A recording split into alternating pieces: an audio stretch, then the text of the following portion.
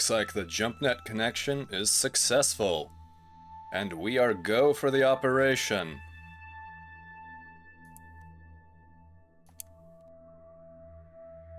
Welcome everyone.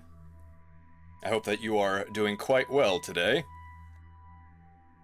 Hello, Bup. Hello, Melchior. I hope you guys are doing well today. I am somewhat jittery, as this is my first foray into direct combat mercenary work. But that's to be expected, I believe. Almost every Marine I've seen, at least in the holo footage, is quite shaky when they're doing their drops. Then again, I'm not doing this from orbit, so it's a bit easier for me. Has anyone here played Brigador before? For me, this is essentially my first time. I have only done the tutorial to check that it works. But beyond that, I'm going into this blind and broke. But isn't that the best way to do things? Alright, without further ado, let's get a move on to the game screen. Quick little jump here. Yes, I'm sure you can. But we'll see how quickly the fires of combat forge me into a sharper blade. Alright. It is good to see that the game continues to get updates. Excuse me, this is not a game, this is a simulation of a historical event. I've never been to the colony of Nova Solo, nor have I heard of it before. But it certainly is a story reflective of what does happen out there in the void. And I'm sure we'll see some sordid details in this simulation. Let's get on with it. Alright. Awake on foreign shores. Contract. Removal of 1 target personnel. Opposition. Light loyalist. Caution. Your legal status as a citizen of Solo Nobre will be permanently revoked upon completion of your first contract. If you have any questions, purchase a copy of the Terms and Conditions and FAQ. Back! Okay. The Solo Nobre concern, hereafter SNC, has intel on Ramiro Castello, a military commander in civilian clothing attempting to escape the present situation. SNC has isolated him on the highway using district gate controls, taking applications from any active limited-time contractor, hereafter Brigador. Alright, well, looks like I am that Brigador. I want to make money. Let's see. The contract doesn't seem to state how much I'll get on payout. What am I running? I'm running a Turo, or a Toro. Piers Toro is armed with an Abbott 105mm cannon and a My Dos 12.7mm machine gun with a smoke projector for defense. This loadout is tough, versatile, and effective at any range. Good all-around damage. The My Dois, or Dois, My Dois, I cannot speak Portuguese unfortunately. That is a rather obscure language in this part of space. 12.7mm machine gun. I think around here we call it the Ma Deuce. The design is approaching its 3rd millennium of existence, or maybe even is in it. Very, very impressive weapon. Attenborough. The mech designs here are really nice. Yes, I'm very interested in seeing more of them. Alright, well, since we can't change our loadout, let's go. Okay. Don't forget to use your vehicle abilities and special equipment. Unlike your weapons, they're infinite use. Engage! Begin the drop. Alright. Classic mouse controls. Oh, look at that lighting. Great leader is dead. Solo Nobre must fall. I mean, that's the contract. Hello? Hi there. Oh, that's explosive. Remove the marked target to accept contract. Oh, okay. Let's avoid these. I think they're civilians. But I get paid for every one of them. Oh, this is not ethical. What did I sign up for? Let's just wreck the cars instead. I'm sorry, dude, but... Welcome, Brigador. Oh. Hello, JC. How are you doing today? I hope the jump to Nova Solo was not exactly unpleasant. I know those can get a little bit nauseating from time to time. Yes, war crimes. I believe this is the case. Oh, we earned a lot of money from casualties, collateral damage, light damage bonus. What is this? What kind of an outfit did I join up with? Oh, transaction fees, of course. This is a universal constant. Ah, time for war crimes. Ooh, maybe I'll gain that level of enthusiasm.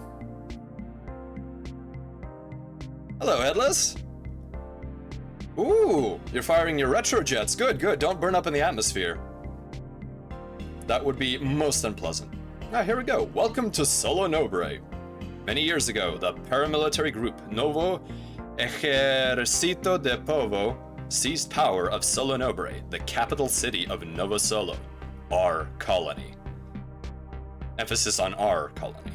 Peaceful negotiations with the leader of the NEP, the tyrant known as Great Leader, have failed. There are worse ways to go, I suppose. Yeah, at least being incinerated, your nerves stop functioning fairly quickly. Once you're enveloped in the plasma envelope of, the wreckage going through the atmosphere. Or you could activate the euthanasia injectors that are usually present in your acceleration couch. It's pretty much an ethical requirement in almost all spaceborne nations to have a euthanasia system for any passenger or pilot. After the Great Leader closed the spaceports, the citizens of Solo Nobre have been forced to endure years of regressive economic policies and isolationism. So long as his menacing array of orbital guns installed throughout Solo Nobre point up to space, there can be no outside assistance from the SNC or other benefactors. Now that is just dismal. Like, who could allow such a tragedy to continue unabated? We simply must allow SNC to come back and, help the poor people of Solo Nobre. It is accurate to consider your participation in the present opportunity a heroic sacrifice. Okay. A tangible contribution to the restoration of rightful planetary self-governance. With your help, the SNC will restore Solo Nobre to prosperity. You know what? I'll buy it. I'll buy it. Welcome, Brigador. Yeah, what's that phrase they say? Maybe we are the baddies since we have a skull in our logo, but you know what? It's a great design. It's straight to the point. All right. Beginner's Falafel. A1, Beginner's Falafel. Contract, removal of opposition greater than 70%. Opposition. Light Loyalist. Clotilde Alto, your reputation precedes you. The SNC counts many admirers of your work in its employ. The situation on the ground in Solo Nobre will take a little explaining. However, follow your in-mission instructions, if you would be so kind. We apologize for starting you off with no ammunition until you leave the base. Some of our maintenance techs are nervous around you. By all means, please familiarize yourself with your Zoling in a lightly defended subdivision in the Letterard district of Solo Nobre. Welcome, Brigador. So this is Clotilde. She, looks like she has some issues. I'm not quite sure what her story is. It's a very nice helmet she's got, looks like good cushioning. But I'm not so sure about the, makeup or leaching chemicals. Oh geez. Zoling. Alto Zoling is armed with dual Banshee 14mm chain guns, with a smoke projector for defense. This loadout is excellent at range, and at focusing damage on single targets. Excellent against armor and shielding. Mediocre against structures. Well, that's acceptable. 14mm chain guns. I wonder what kind of ammunition they're using. Depleted uranium or something like that? Let's deploy. Well, I'm not in freelance mode, so we don't need to randomize. Engage! Okay, WASDA. Moving forward. These squares indicate help information. Stand near one to read its text. Oh, hello, civilians. I suppose I should get in character and massacre them. War crimes! Here we go, war crimes. It's the war crimes song. Oh yeah, I'm revealing that I know how to stomp. Alright. Actual combatants. And whack. That is really powerful. You know what? I'm gonna leave those poor civilians alone. I have bigger fish to fry. Okay, maybe I don't. Oh, here we go. Oh, there goes Grandma's rose bush. Hey, hey, hey! No siree. You get the Gatling gun. Or, excuse me, chain gun. Ah! Oh, that is so satisfying. Oh my. Oh, I feel the power. Mission complete. I guess it was 70%. Hello, Bunzel. Without war crimes, it is really war. Or is it not really a war without war crimes? Let's commit a few to make sure it's a war. Okay, I'm not gonna destroy the playground, but I will destroy the gazebo. Because I get money for all of this. I can feel my ethics being chipped away faster than anticipated. I don't know if any of you viewers have had this happen to you, but... oh, the thrill of pulling the trigger! Oh, that is so satisfying. Oh. I have been liberated from ethics. I see with new eyes. I see with spacer eyes. Hello, Corpse. Dual chain guns never stops being satisfying. Oh, I couldn't agree more. Alright. Now this mission I have not done before. A2, think it over. Bunzel, this game looks like a lot of fun. It is turning out to be that way. Yes, my trigger fingers are itching. Alright, Contract 2. Contract, removal of opposition greater than 70%. Opposition, light loyalist. Well done, Miss Alto. Would you mind providing another such display of prowess for your next contract? There is a request from upper management to see a video feed of Clotilde Alto in action. Your task is to sweep the neighboring industrial zone of loyalist tanks. Good hunting. This is indeed a hunt. And I feel like a predator. Let's see our loadout. We're still rolling the stock Zoling. Let's deploy. Leaving through a spaceport early on a freelance operation. Oh, okay, that's not relevant to us right now. Hello, Niwa. I'm glad you're enjoying the war crimes. I am about to enjoy some too. Oh, Stompy robot. Oh my. Yes, this is Tiberian Sun crossed over with war crimes. Not the original. Not that Tiberian Sun doesn't have war crimes. Oh, just the feeling of the chain gun ammunition shredding the terrain. The designers of this really knew what they were doing. Ooh! And the chunky salsa. Chunky, chunky, chunky. We are a chunky monkey. Oh, yes. Oh, thank you. I'm glad my voice simulation works for this. I designed it myself. Although it was helped to my mother and father's genetics that I also have it. Oh, come now. There we go. The red firing arc is for your secondary weapon, right mouse button. Okay.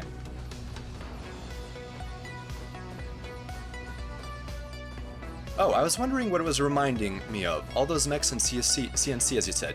Yes, this really reminds me a lot of Tiberian Sun with the Titans. Although I understand that most of the designs look rather different. Oh, what was that? Your weapons hit whatever firing arcs you're intersecting. Oh yeah, the Wolverine with the twin chain guns. Although this is so much more effective. Pay attention to cover height while aiming. Ah yes, I see. I am blasting into the cover here. Alright, here come actual tanks. And opening fire. Yes, yes, yes, yes, yes, yes. Brrr. Chain guns go brrr. Oh, I shouldn't burn through my ammunition reserves though, no matter how satisfying it is. Spacebar stomp or pick it up. Pick up ammo. Ooh, a crane. I wonder if this makes a cool environmental effect when it falls. Nope. That's okay.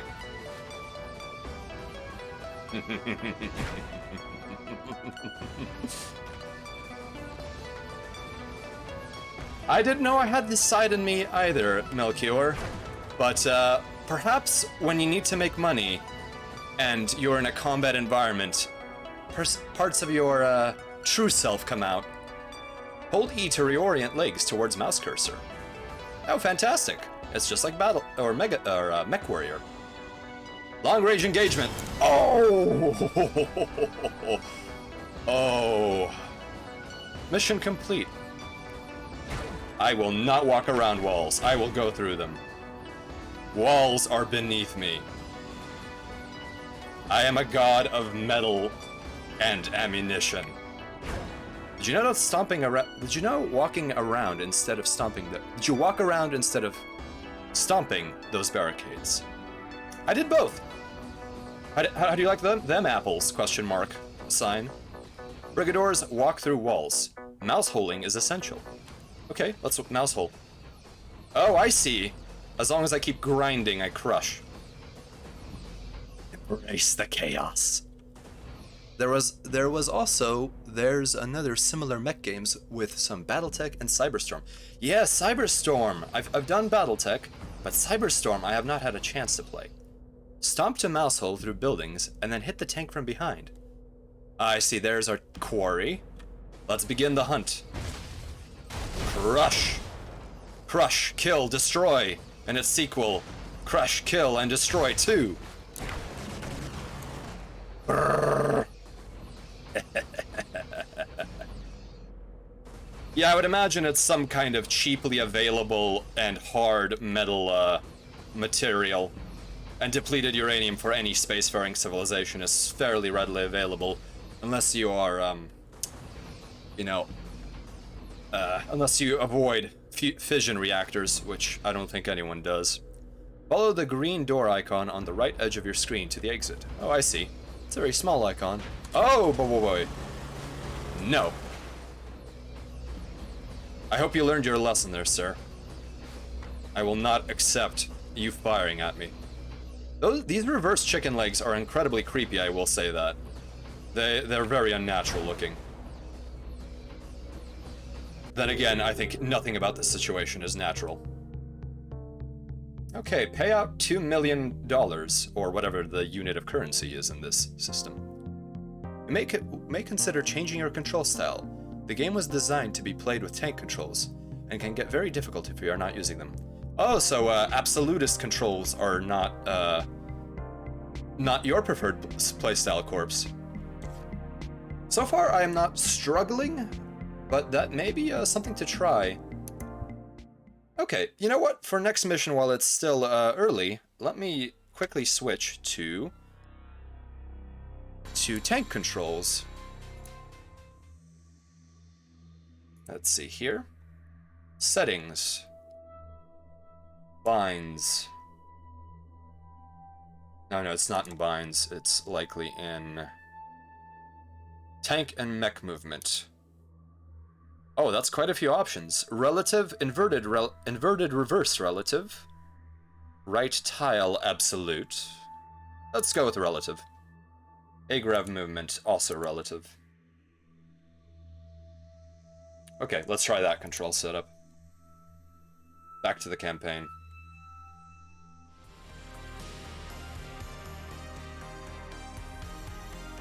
They make it more fun. I'm sure I'll find out in just a moment.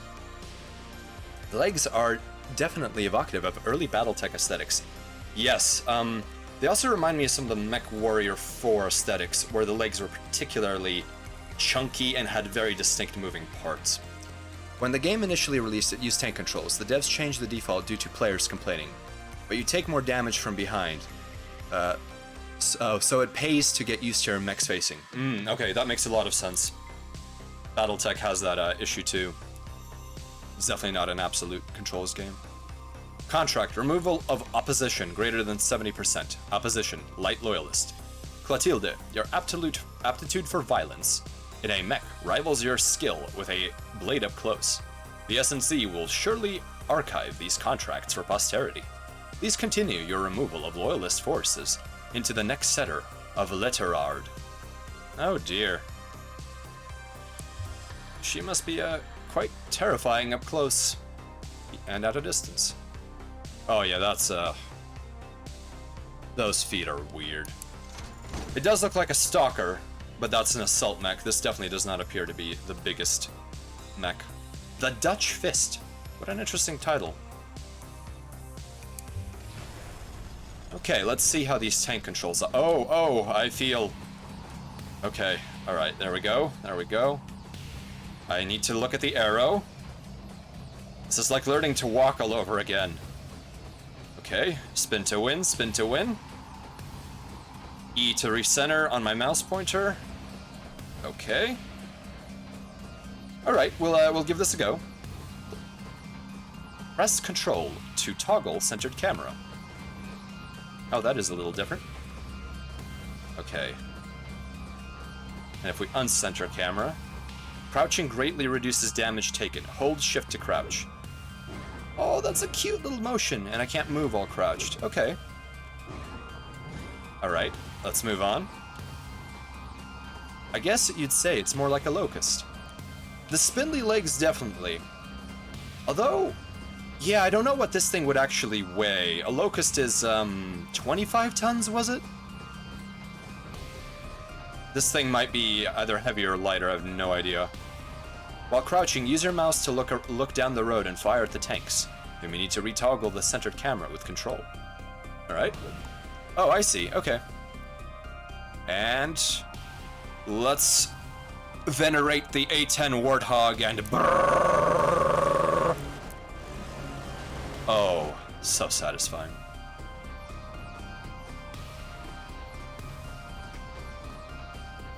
It does take some getting used to, but it really helps in the higher difficulties when getting shot in the back. It can shred you in seconds. Thank you, Corpse.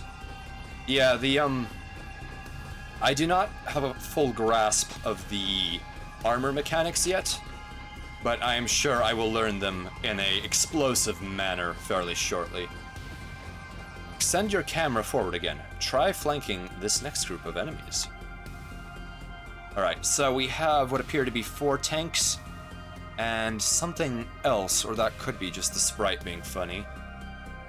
Okay, so we have some buildings as cover, and I'd rather stay out of line of sight, I think. Okay. Oh, let's not move any more forward. Okay, I think I will go from the back here.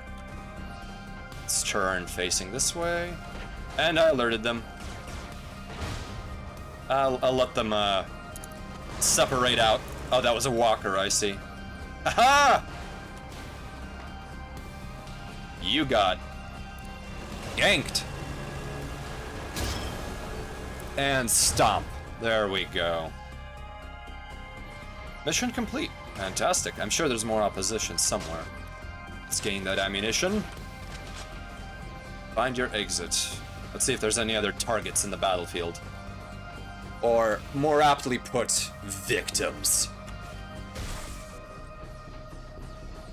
You know what? I don't know if the ammunition costs me anything, so let's open up. You didn't need apartments anyways, nor an industrial zone. Oh. The developers really did not add any incentive to not destroy the landscape, did they? And for good measure, let's empty our bins. After all, I get paid for this. Right, recenter using E. Remember to press Control to toggle centered camera. I'm okay without the centered camera. It's not the worst. Let's move on. Another 2 million that we take home. Okay. Turn it out. Again with Clotilde. Contract, removal of opposition, greater than 70%. Opposition, light loyalist. Marvelous. I hope we're not boring you, Clotilde. It's really been a pleasure. This contract should be the last of us deigning to provide any instruction to you while you do such beautiful work. This is Elle Wrightson, by the way. I'll be keeping an eye out for your next contract acceptance. Ooh, she's got a little bit of a fan in Mr. Wrightson here. Melchior, did you try your hand at the Simulation Mech Assault? It's an older one. I have heard of the Mech Assault games. From my understanding, they were Mech Warrior, but for consoles, Xbox, if I recall. And they skipped out on some of the lore and some of the difficulty of, I believe, Mech Warrior. So I have not played those. I think initially it was just from their reputation, but I would one day maybe like to try them out just to see if the reputation was deserved or not. Our loadout's the same. Alright. Explosive pipelines and buildings can be a benefit or a hazard. Make sure to catch enemies in the blast zone and not the other way around. Unlike with weapon noise, which attracts enemies directly to your location, enemies will investigate destroyed environment first before looking for the Brigador.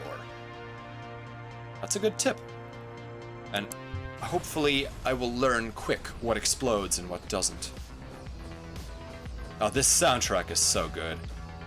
Really gets you pumped for the battle. Oh, and any viewers, please let me know if the audio is too loud or too quiet. Hold and release middle mouse button to smokescreen the tanks, then shoot them or stomp them. I see, this is an arcing weapon. There we go, and it clears the perimeter wall. Oh, tank controls biting me.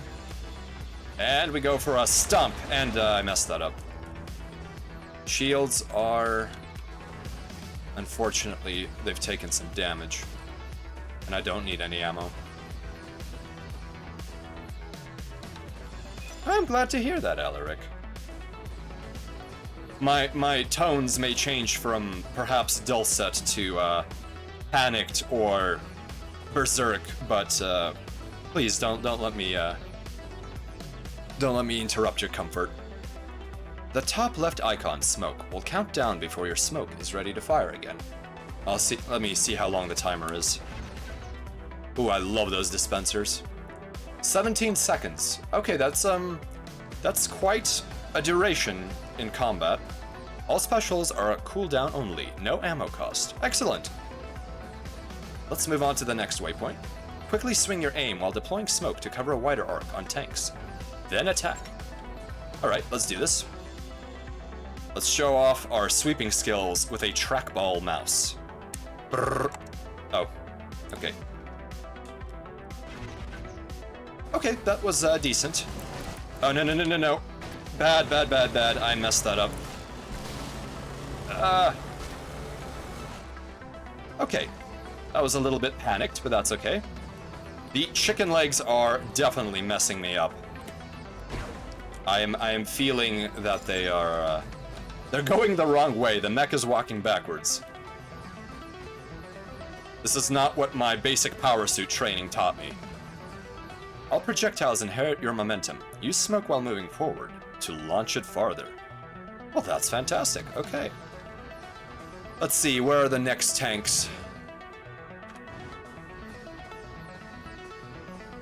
Oof. Come on. Use guns, smoke, and stomping to defeat the ambush. Ambush? Okay, so there's 2 mechs and 2 tanks. Potentially more enemies. Oh, tried to create a clip, wouldn't let me. Oh darn, did I disable that unintentionally? I apologize. Let me see what my settings are here. I have enabled clips now. Hopefully it's updated, so please feel free to try again. I apologize for that. I think I was somewhat paranoid when I saw those settings.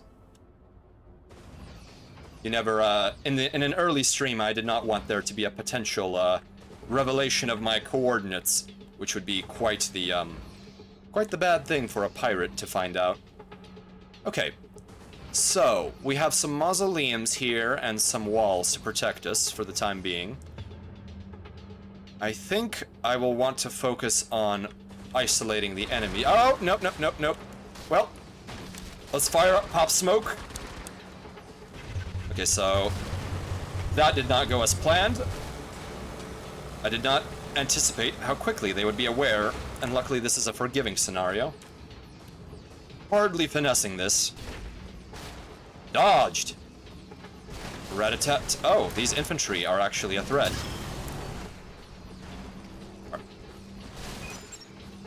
You may not be infantry, but you are civilians, and you have witnessed my war crimes. You must be turned into salsa.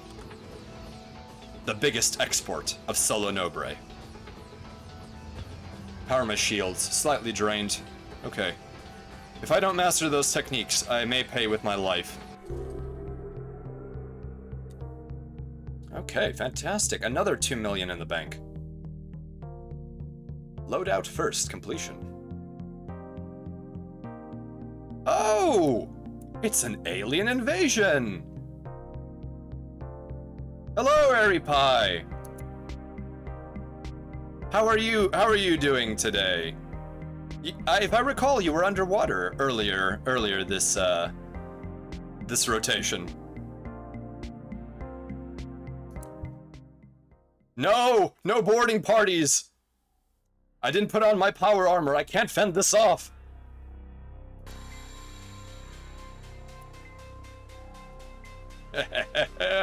So many smug invaders glaring at me. My confidence, it's dwindling. No! I spent so much to build this ship up. I repaired it myself. I will take all of you with me. Self-destruct activated. Just kidding, just kidding. I love you all. In a platonic way. You're wonderful. It was a bit underwater, but you had a lovely time with all the Earthlings that kept you company. Oh, fantastic. I am glad that, the Terrans are being, you know, kind to you. Historically, there have been some issues with that, but it's, it's great to see that we're doing better in this, day and age. Set phasers to fun. Oh, yes, phased array weapons. They are lots of fun. Although I have not had my chance to get my hands on any. Okay, next contract. B1. If I had a tail. Contract. Removal of target structures. Opposition. Light loyalist. Notice. The previous SNC contract dispatcher has been reassigned. Akar Singh. Your dossier has flagged you for probationary oversight. You will not be furnished with ammunition for this contract. What? Excuse me? Our records indicate that you're not fully checked out on a kill gore. Additional instructions will be provided as necessary. Bainder, SNC Informatics Division. Well, Bainder, you have earned my endless ire. This is absolutely unacceptable. Let's see what our loadout is. The Kilgore. Hello, Ray. Welcome to Brigador. Oh, no, MacLeod, don't go spreading rumors. I am perfectly contained. I have all of my stabilizer injectors at 100%. Don't worry, don't worry. We are not in a combat frenzy at all. I did not have illegal stim mods implanted yesterday. Don't worry. Singh's Kilgore is armed with Duchess 40mm and Stutter 27mm chain guns. Oh, he's a scatman. With active camouflage for defense. This loadout is extremely tough and able to drive through most structures with ease. Good all-around damage. I think that is an implication that I need to ram and wreck. Alright, let's begin this deployment with no ammunition. Oh, I've been captured. I am clipped. My wings are now clipped, and I am crawling on the ground. I can't say anything yab anymore. Okay, destroying all power substations lowers panic walls, while destroying all comm stations increases the spot timer for alarms and reduces any alarm's alerting radius. Destroying orbital defense batteries will draw attention to the site within a large radius. Okay, that is good to know. I will probably panic and get myself blown up, but let's try it anyways. I am frantically clicking, and there is no ammunition. They did not lie to me. At least that's what you can say about this employer. What does space do? Okay, so space accelerates me. Alright, hold W and spacebar to bull rush. Rushing increases tank damage while ramming. I like the sound of that. Crush them under tread. Vroom vroom! If only my driving instructor could see me now. The blue bar under your health indicates the status of your bull rush. Like specials or stomping, this is a unlimited use ability. Oh, I see. Okay, there it is. The twitching blue bar. Okay, here we go. Next position. Use rush to flank past the Tobruk's stationary turrets. And those are these indicated by the Brigador icon. Okay, we can do this. Let's back up a little bit. And bull rush. Tank controls, bull rush. Oh, this thing handles like a freight train. Okay, so we're hidden behind walls for now. Rush to smash into the Tobruk's. Are you sure? Okay, let's do it. Come on. That debris flew far. No ammunition yet. Okay. Hello, salsa ingredients. Oh! Okay, what did that say? Let's pull back. I'm burning through shields. Use optic camo, MMB, and then rush to attack undetected. Oh, I failed that, but let's use optic camo. Oh, there it is. Stealth tank reporting. Oh! That is really cool.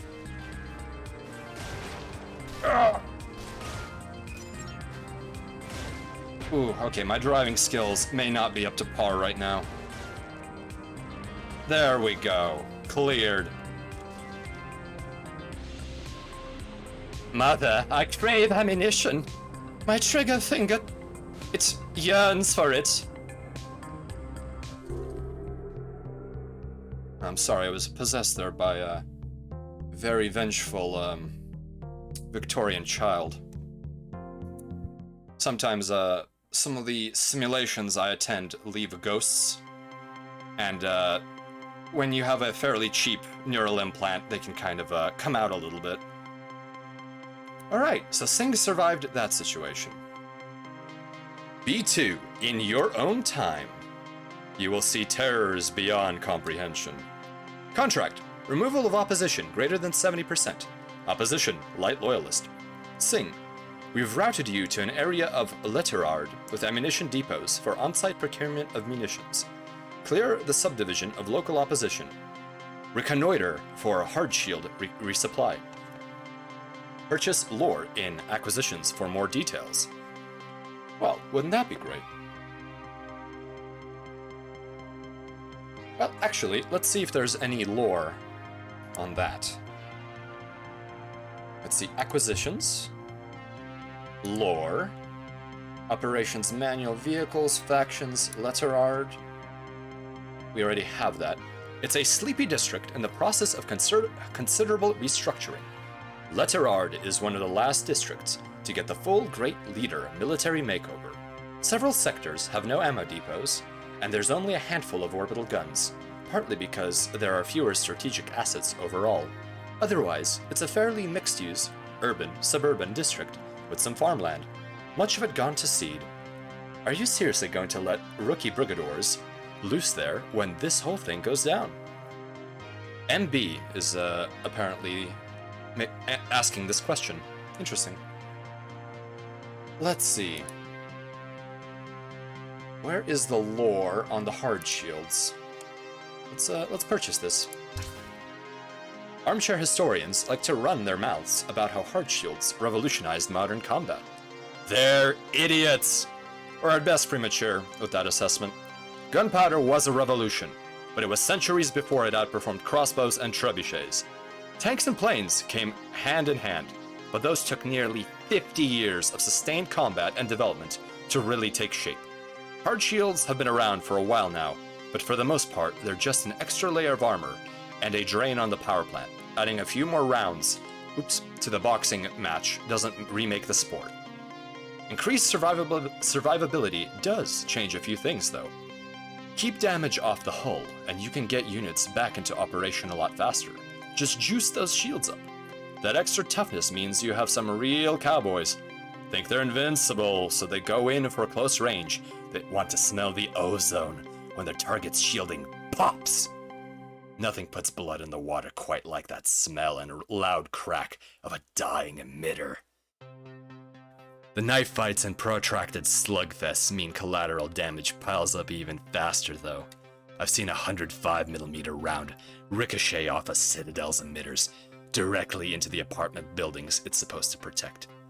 Like with most military tech, civilians end up with a raw deal. Ooh. A raw deal indeed, MB. Luckily, I have not been on the receiving end of stray ammunition in a ground battle, but I am about to do that to many unfortunate simulated civilians. Alright, let's move back to the campaign. In your own time, loadout, same vehicle, no ammunition. Deploy. Reminder, in accordance with Nova Solo tax law, any supplemental income must be reported on either Form 9082 MISC-A for residents or Form 9082 MISC-B for non-residents. So it's the Form B for us, I think. Unless we have any Nova Solo residents in chat today. I hope there aren't any, because I am desecrating your planet, unfortunately. Okay. Oop. 1 second. Here we are. Yes. I mean, in love and war, the only constant is taxes. You still have no ammo. Thank you for the thank you for rubbing it in. Hazard stripe floor. Use optic camo, then rush space to ram the Tobruk's when undetected. Alright, let's creep around. Activating optic camouflage. And beginning our ram. Backing up. Turning, beginning our ram. Nope. Keep grinding away. There we go. Tobruk's down. Let's see, let's scout ahead here. So the tank has no need for shift, at least as far as I can tell right now. Ammo can be scavenged from enemies or refilled at depots. So I don't see any enemies yet, so let's slowly grind our way to the next checkpoint. Or point. Ammo depots explode! Circle lights show reload as well as blast radius. I see, okay. Depots only refill matching ammo types. Approach the depots that match your weapon icons in the top left of your screen. So let's see, looking at my weapon icons, both my main and my auxiliary show cartridges in a belt. That appears to be ballistic ammunition of a smaller caliber. And the 4 depots available appear to be small ballistic ammunition, large ballistic ammunition in blue in the upper right corner, or sorry, the right corner. In the top middle, there is what appears to be some kind of energy weapon, and on the right, I don't know. Okay, so let's go to the appropriate depot. Hold down R to refill ammo. Watch your ammo meter to the left. Oh, I should not damage the ammo depot.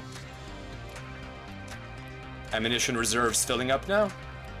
So if I recall, my main gun is a 40mm cannon, and my secondary is a 27mm autocannon. I should probably be sparing with my main gun, since it only has 80 rounds and I'm not sure of the fire rate. And the ammo depot is completely depleted. Let's move on. Let's see, so it appears we will be going through a undeveloped part, bashing through the hedge. Oh, this is a messed up version of Over the Hedge, the DreamWorks production, if any of you have ever seen that. Oh, this neighborhood. Oh, I feel... Oh, this is just... It's so idyllic. Very few terraformed worlds have the privilege of being so green and verdant. Oh well. Combine rush, flanking, and optic camo to defeat the ambush up ahead. The ambush is what appears to be 4 power suits, 3 mechs, and 2 tanks, along with a Tobruk. Here we go. War crimes. Oh, my gardenias! Oh, I have made another mistake. Just fire everything. That 40mm is more effective than I gathered. Shielding is holding. Bull rush, optic camo engaged. Let's flank them. Bull rush. Taking the nice golf course here. The Tobruk is going to see us, but that's fine. Using optic camo again. Bull rushing into the Tobruk. Done. Take that. All right. Blood, blood, blood. Blood and steel. To anyone who recommended tank controls for me, I thank you. This is definitely more useful. Find my exit. Mundo, there's some kind of convention being broken, but I'm sure it's fine. You know, I'm not even sure if there's conventions on Solo Nobre or inside of Solo Nobre now that Great Leader is dead. It seems like nobody truly has any control over this city. Control in name only. Shield trucks drop more shielding than other enemies. I'm going to guess this is a shield truck. Well, I think I'll ram it. Here we go. Ooh, fantastic. Oh, this is the overcharge, I think, that I've heard of. Good, I'll need it. Okay, no enemies so far. Your vehicle's health is displayed to the top left. Let's see here. Moving forward. The green bar is your hull and cannot be replenished. Good of you to say that. I did not know there were no repair bays. Blue is hard shield and can be replenished. Light blue is overcharge, which will bleed out over time. Oh, okay. Let's gotta move on. Oh, it's the exit already. Curse you! I will waste all of my ammunition here. Unless it's tracked into next mission. In which case that will be a disappointment. Mission complete. Another 2 million in profit. Oh, I should have blown up the depots. Okay. I didn't need them anyways. 16 million in the bank so far. Stella was a driver. Contract. Removal of opposition greater than... Stella was a diver. Removal of opposition greater than 70%. Opposition, light loyalist. Sing. SNC analysts rate your performance as satisfactory, despite being flagged for additional situational awareness briefing. Proceed.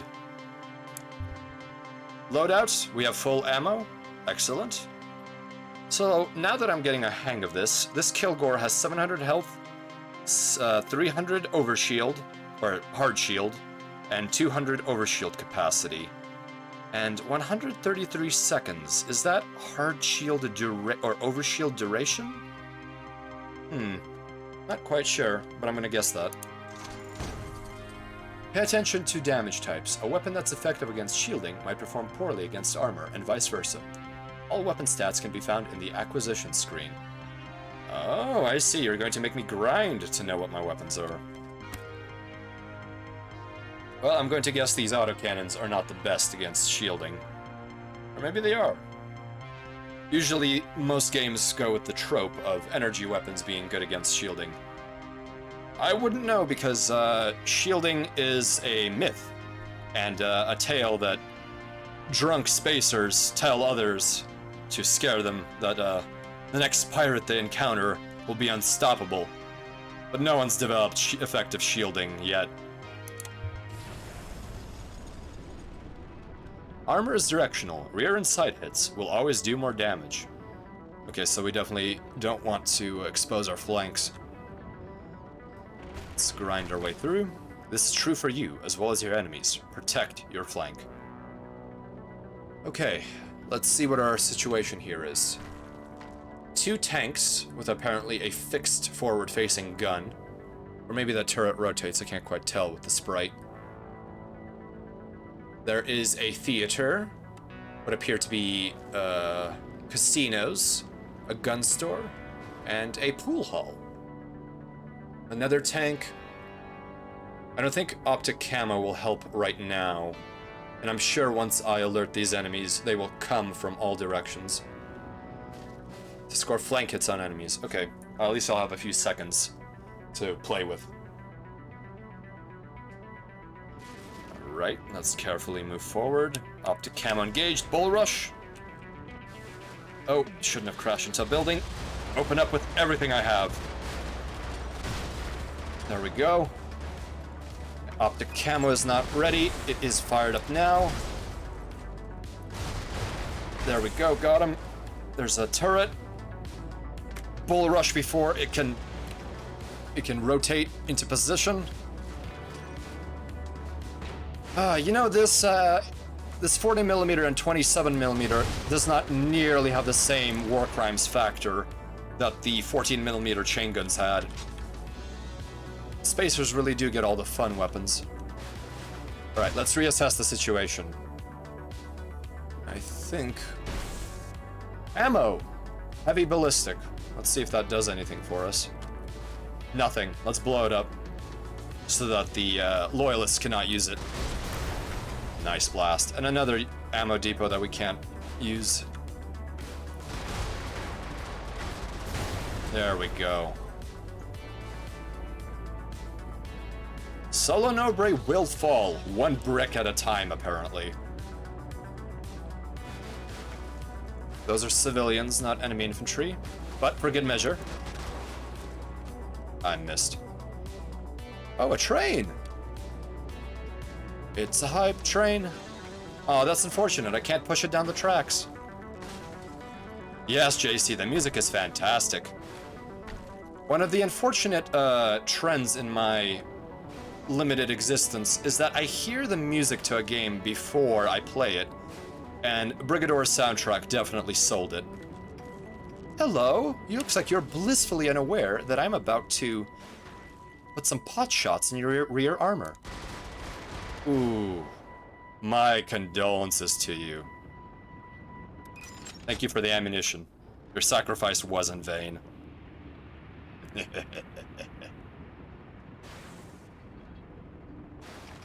Look both ways. Stop and look both ways before you cross the train tracks.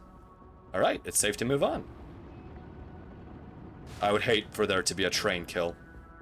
Mud, gravel, and train tracks will slow down mechs and tanks. I see that there's quite a bit of gravel here by the pipe zone. Yeah, that's what I often do. I look up soundtracks for video games before I play them. A big part of what sells a game for me is the soundtrack. Yes, I definitely share a big portion of that sentiment. I think a bad soundtrack can definitely hurt a good game, and a great soundtrack will elevate a game that isn't necessarily at peak performance. Alright, let's take a look at our tactical situation here. Oh, this is a impoverished district. Oh, I don't feel so good about this anymore. Ooh.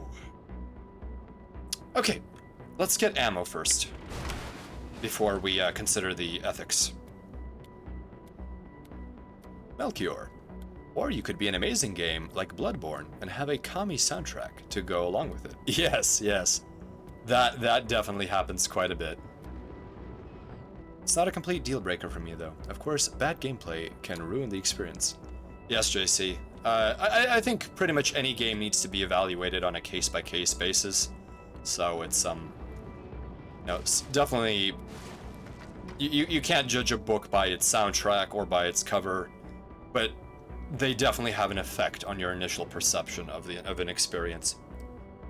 So let's see, we have a perfect butt shot for this tank here, and then we can, once we've cleared him out, we can deal with the rest. Eat 40mm. Oh, they've woken up. Here come the infantry. Are they going to punch through the wall is the question, and I don't think they will. Oh, this is perfect. Ray, you think sound design can make or break? No, I think that's a valid opinion. Ray, have there been any games specifically that have really turned you off by the sound design? I'm having trouble of thinking of one now, but I guess to anyone in the audience, have there been any games that was a deciding factor for you? Alright, let's handle these infantry. Let's use the 40mm. Alright, pulling back, activating optic camouflage. Going around, use bull rush. And let's flank. Perfect. Right in the posterior.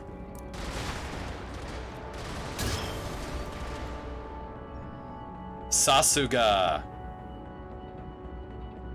No, the mission is not complete until the war crimes are complete. Oh, look, it's St. Alker. Beep beep, forklift simulator. Okay.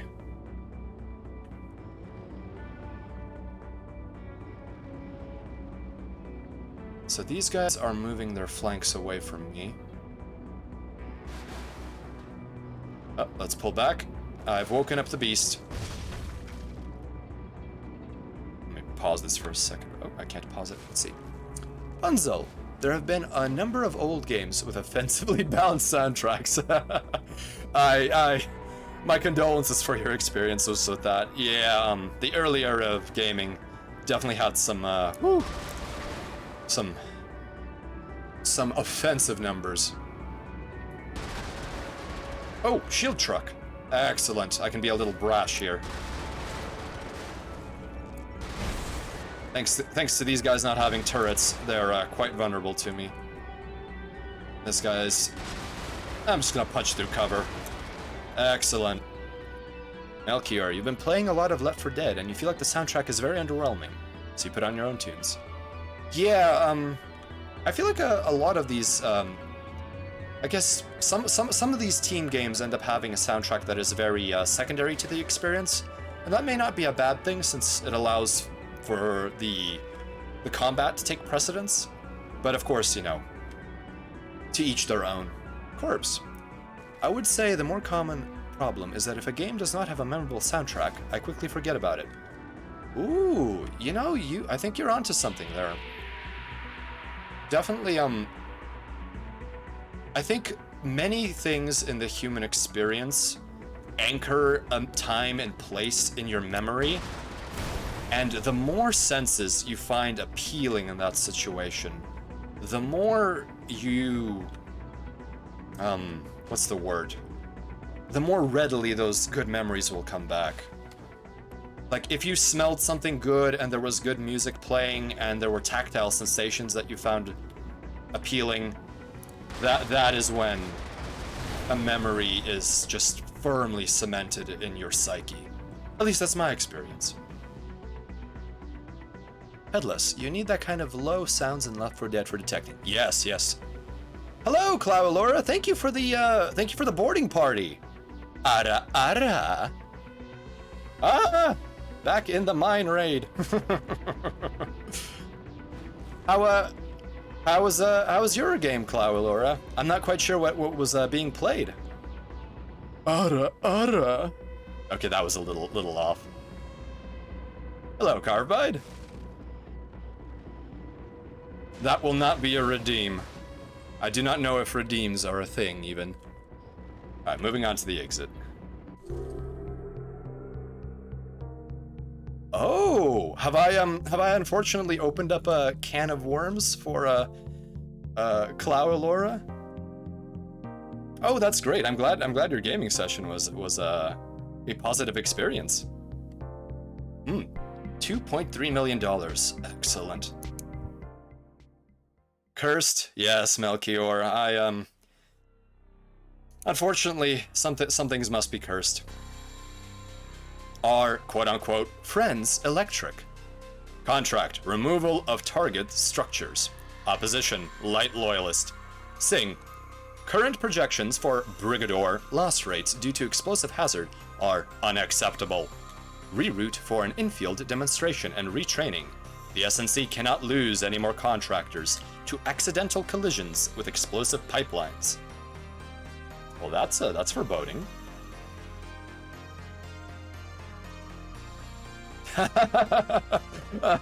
Thank you, Clow. Well, everyone has their own judgments, and I will provide the product, and it is the viewer's task to make a judgment on it. Indie rock references, huh? Oh, why not? You're revealing my my somewhat aggressive blank on knowledge of indie rock. I apologize. If you would like, feel free to inform me what particular group, band, or song that was a reference to. Electric Light Orchestra? No, that's not indie. No. What am I saying? Let's see. Let's deploy. Everything within the perimeter walls is destructible. Use high penetration weapons to hit targets through cover, or large area of effect weapons to simply destroy both. I like the way the narrator thinks. I think the narrator and I have something in common. I am getting a little tired of this peensy puny little 40mm cannon. I would like something a little more chunky. Let's engage. Interpol and Gary Newman. I think I've heard of Gary Newman, but Interpol I am unfortunately blanking on. Oh! Shoot the fuel pumps, yes. Satisfying! Ho. I shouldn't be laughing because fusion fuel explosions are a tragedy every time they happen, but boy are they gripping to watch. This ammunition type is useless to me, I believe, so let us detonate it to prevent it from staying in enemy hands. It's this sign! Live nude guns. Heart. I'm listening. Where can I find this?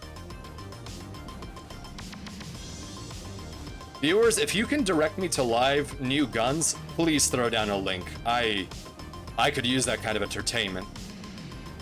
Explosive hazards are frequent. Identifying and avoiding them is crucial. With that attitude, one could live forever, but I'm not here for that. Identify and destroy all explosive hazards to complete the mission.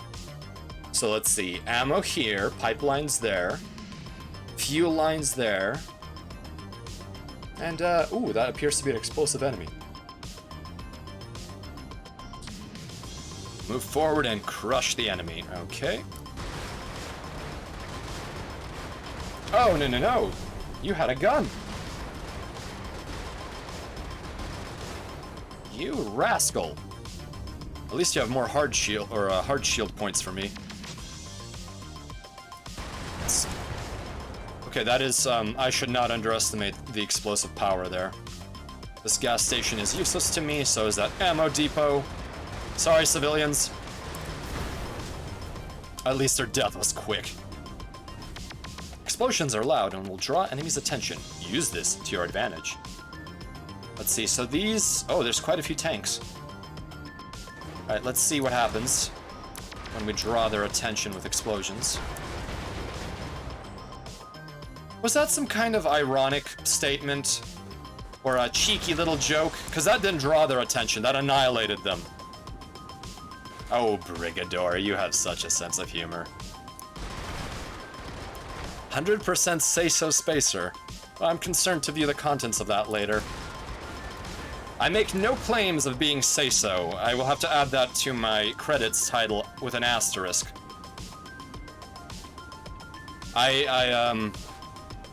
Purity is not in my resume. I never claimed it to be there. And I will deny any such slander of my mercenary name. A Brigador cannot be say-so. Let's get some ammo. Yeah, and let's blow up the ammo depot.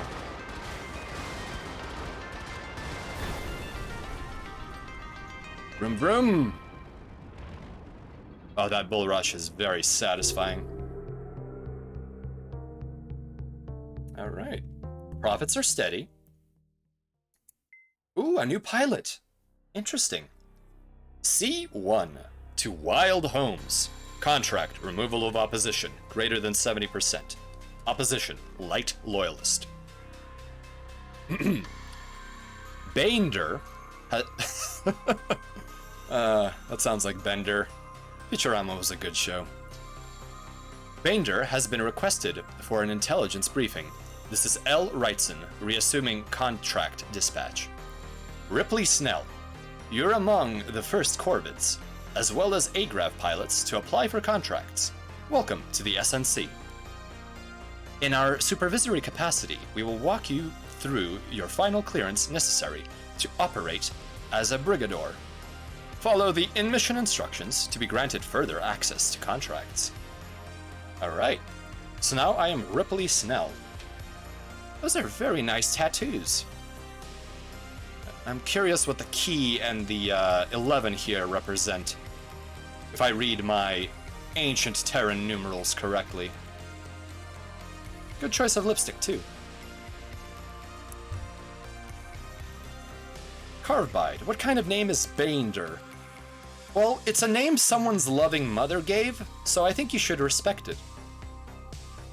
Maybe it has significance to that particular family.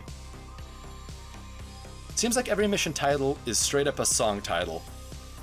You know, it might be, but I am culturally somewhat stilted, so perhaps it's flying over my head. Yes, Carbide. Lull, lull, lull in shame. Let us begin our deployment. Oh, what is this? What am I writing? Is this a muscle car with a hover drive? Oh, this looks absolutely fabulous. Oh, let's step back a little bit. I didn't look at the loadout. Don't forget to use your vehicle abilities and special equipment. Unlike your weapons, they are infinite use. Well, I guess we're going in blind. She was named after her grandmother. Yeah, that's always the excuse. Honey, I'm out of names. Well, let's name it after one of the grandparents.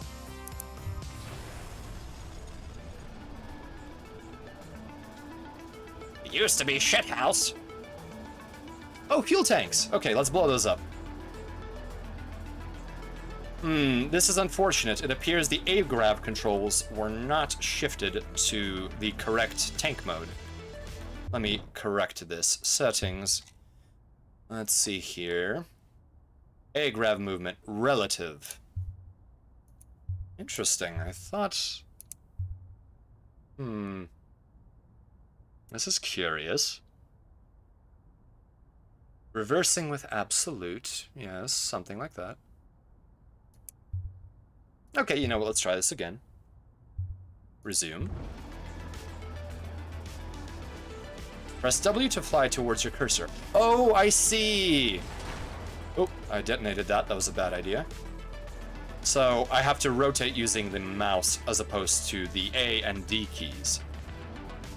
Thank you, Corpse. I read that a little late. Yes, this feels... But we do get strafe, which I love strafing. Oh! Ripley, your choice in weaponry is fantastic. Okay, what I will say is the AGRAV in tank control mode is actually quite unintuitive when it's facing you. In this orientation. I'm not sure I like that. I may have to inverse it. To anyone who's played this, what do you use relative controls for AGRAV or reversed relative? Because this feels very odd. As you may have seen by the collision I just had with the fuel tank. Oh, goodness. Okay. Press control to toggle centered camera. That's a little less jarring. But it definitely destroys the field of view. Maybe I'll get used to this. Okay. I may want to switch it for agravs. Yeah, let's try that. Settings. Agrav control. Screen absolute. Let's try this reverse inverted. Resume. No, that's even worse. Settings. Oh, what have I done? The music is offline. Oh no, the display type. I'm simulating a rather old Dell display. It works, it works. Alright, screen absolute it is.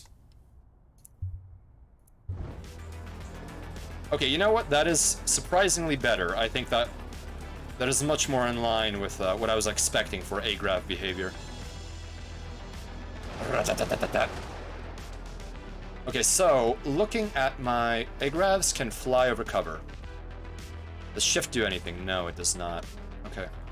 So now I have a blue type of ammunition for my primary, and my aux is green secondary. Oh, wonderful. I don't have to, press space to ground pound. I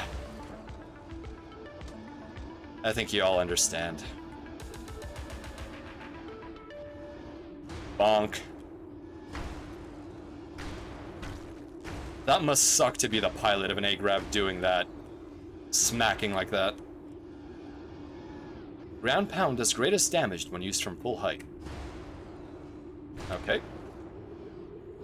Alright, let's see what this agrav can do. Oh, these controls are foreign. Ah! I probably should not be smacking into... Oh boy. Why are you hiding near the ammo depot?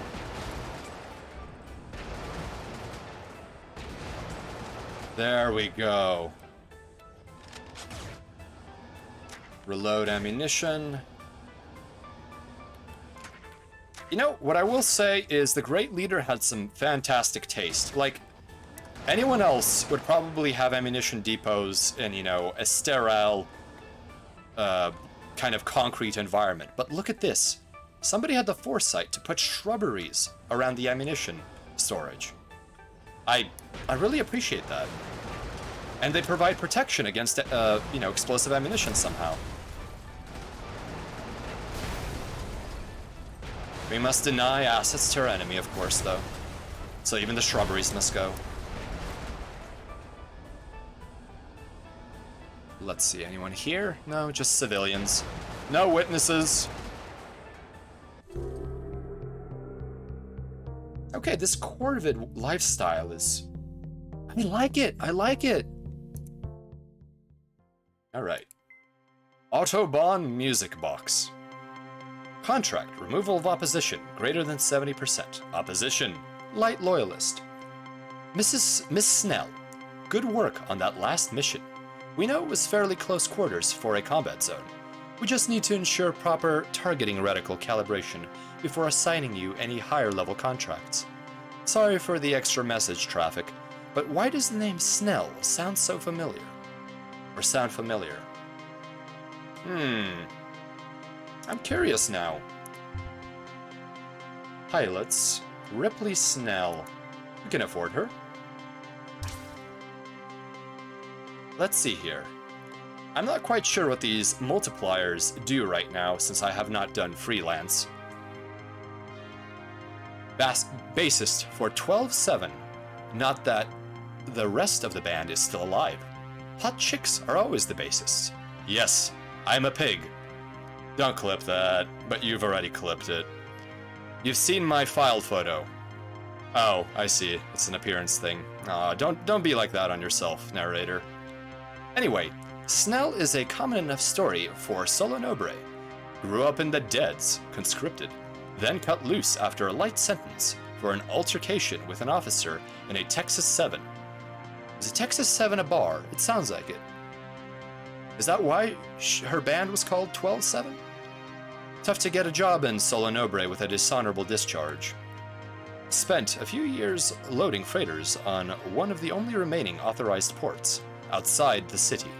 Working a job like that beyond the wall makes mining in the Deads look glamorous by comparison. Soon after, joined the band and joined the Corvids, not sure in which order, but there's a reason 12-7's Panic Wall is a Corvid anthem. Ah, this is interesting.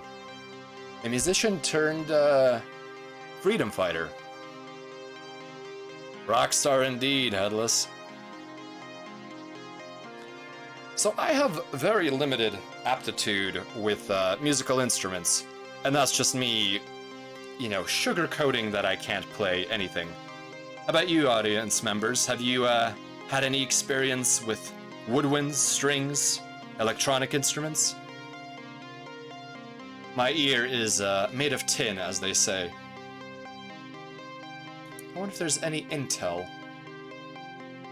that we could use here. Corvid, tanks. Corvid Agrav. Corvid Agrav Light. Caravan. That looks like what we're using. Let's requisition that intel. The Caravan goes by a few different names, but the common element is an outsized luxury car, big enough to strap auxiliary mounts to the sides. Then they chop the trunk. Too much length behind the center of mass just means they're more likely to crash, especially the way Corvids drive. Oh, you're making assumptions there, narrator. I'm sure there's a few with the trunk beds intact, supporting some oversized pintle mount, but not the dominant style. Most Caravans can take a few hits even after the shields go down. Still too much gun for the frame, but there's so much metal that it may as well be armor-plated. Oh, narrator. You can never have enough DACA. Please, cease with your misconceptions. If there's one thing Nobrians take seriously, it's their card boats. Not as exciting or lopsided as the Pompadour, but the interiors are far more spacious, and the upholstery is good for decades. I mispronounced that. The Canavan. Oh, I like that. Canavan. For the anarcho-syndicus with discerning tastes. Too bad there aren't more luxury cars marooned on Corvid turfs. Disappointing indeed. Attenborough, you played the euphonium in high school, but wasn't particularly good at it. The euphonium? I do not know that instrument. Let me quickly punch it into my reference console here. Lore, both Solonobran and Terran, is interesting to me. Oh, you see, my, I don't know, I would have just called it a horn in my ignorance. But that is an interesting design. While you're here, unlock the Fat Shoe mech. That one is my favorite. And thank you, Bunzel. Euphoniums are similar to baritones. The issue is, I'm not fully aware of what a baritone looks like. But I think I am more educated now. Thank you, wingmates. Let's see, the Fat Shoe. Fat Shoe, Is that a loyalist design? Let's see, I probably have missed it in my scrolling here. Dorothy, Pellingnor, Mongoose, Citadel, Leviathan, Baltimore. I love these names. Pantry Boy.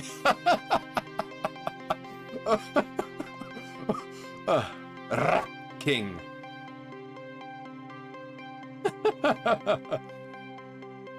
Eight Ball. I really like 8 Ball as a call sign. Party van, party boat. Oh goodness, my scrolling reps. I am really failing to find the a Corvid heavy mech. Thank you. Okay, spacer, Corvid. Mech Corvid Heavy. Fat Shoe. Let's take a look at this beast. Requisition cost, very cheap. Sort of an all-inclusive Corvid name for a truck chassis on legs. Lots of people argue over where the name comes from, but it is generally accepted that Corvid engineering, if it can be called that, almost always puts a higher load on the power plants for mechs. That means Fat Shoes don't handle like Turos, despite a lot of shared components. Usually, less maneuverable, less armor on a Fat Shoe, but more gun and more speed. Hell of a thing to see a Fat Shoe haul ass down the highway. Corvids race them like they're race skates, and basically everything else. Yes, Lolly, this naming is worthy of that emoji. Very Zabungle-esque. Zabungle? What does that word mean?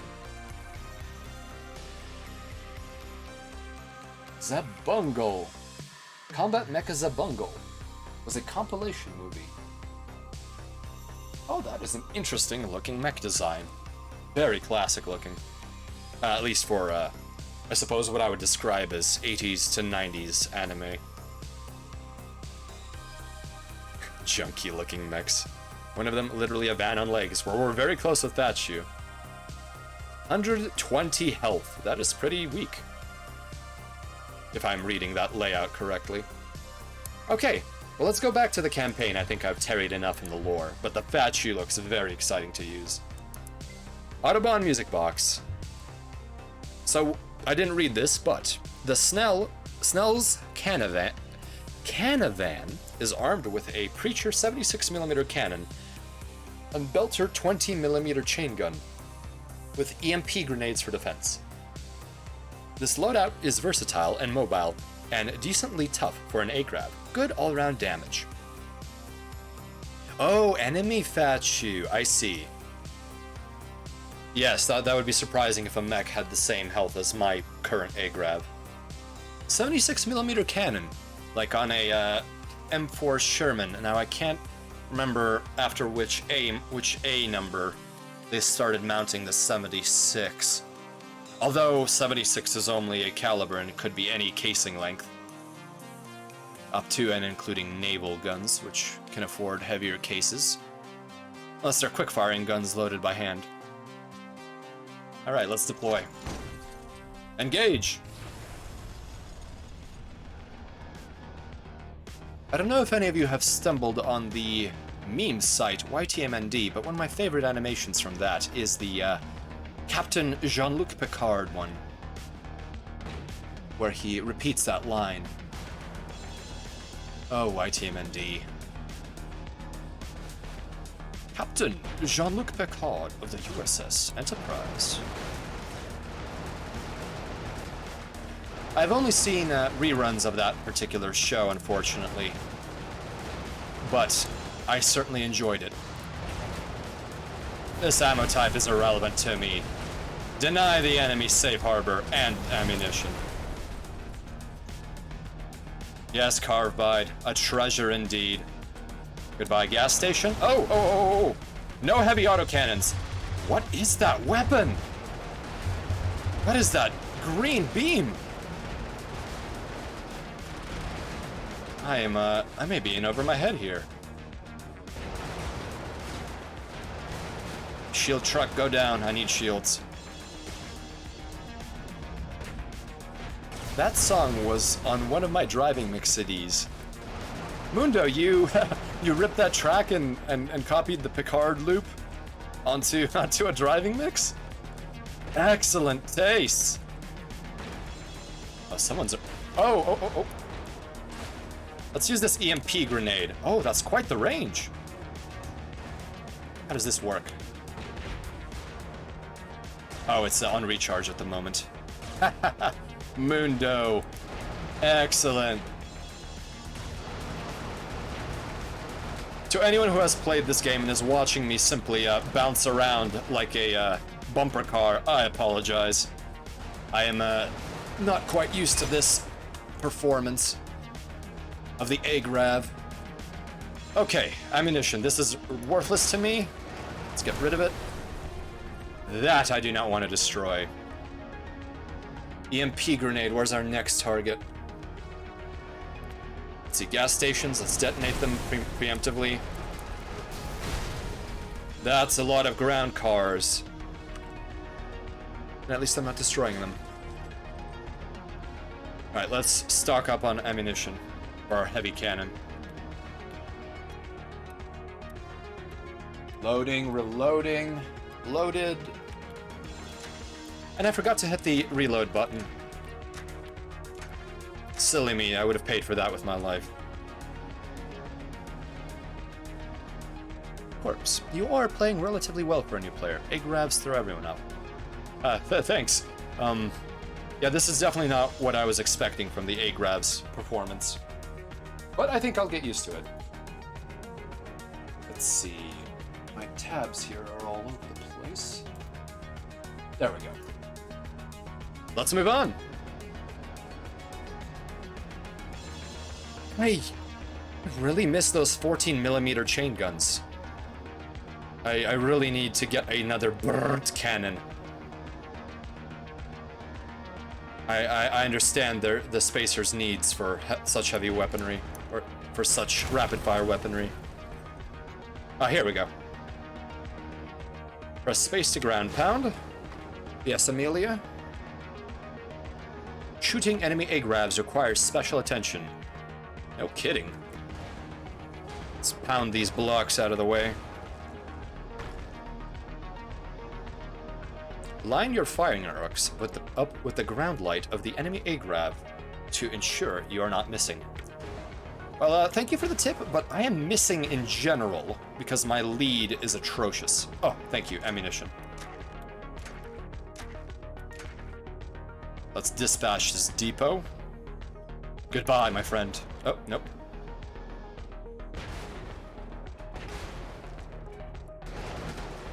You just won't go down. Oh, what's this message? Successfully targeting A-Grabs requires your firing arcs to aim through the target reticle. All right. Oh, I see. These are drones for testing purposes. Well, no problem. I already don't really know what I'm doing in terms of targeting. Let's see here. Oh, I see. I would not have expected this kind of location to be in a solo nobre, but I guess I'm off. If the enemy health bar does not display, you are not hitting the A-Grab. That's not an issue so far. I think I will not waste any further ammunition on this. Simply ground pound this A-Grab into submission. Gain some more shields. Alright, what is our situation here? A railroad depot of some sort.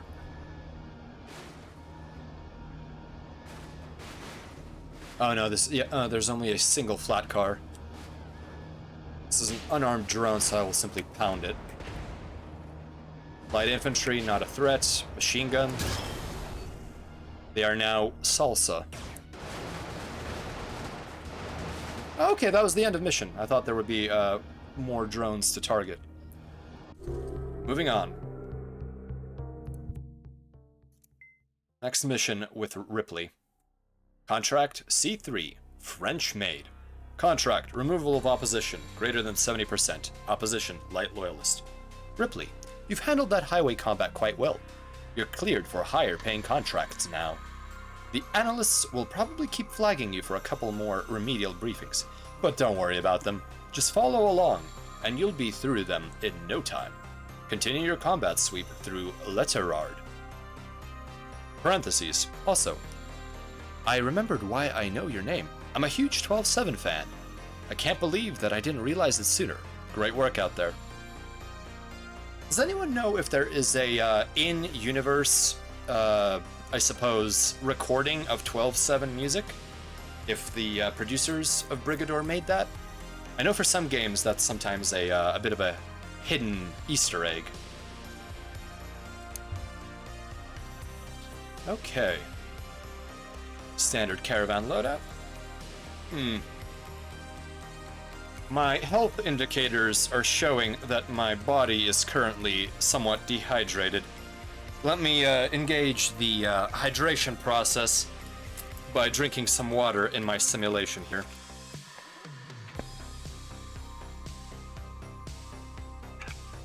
Ah, refreshing, if virtual. That's one thing I think even in the 500 years we've had accurate simulations for neural implants. That's one thing they haven't gotten quite right, is the taste of water. Whenever I'm on world and there's a source of fresh, drinkable water, that is my favorite beverage. Especially once I've gotten the breathing fluid out of my lungs.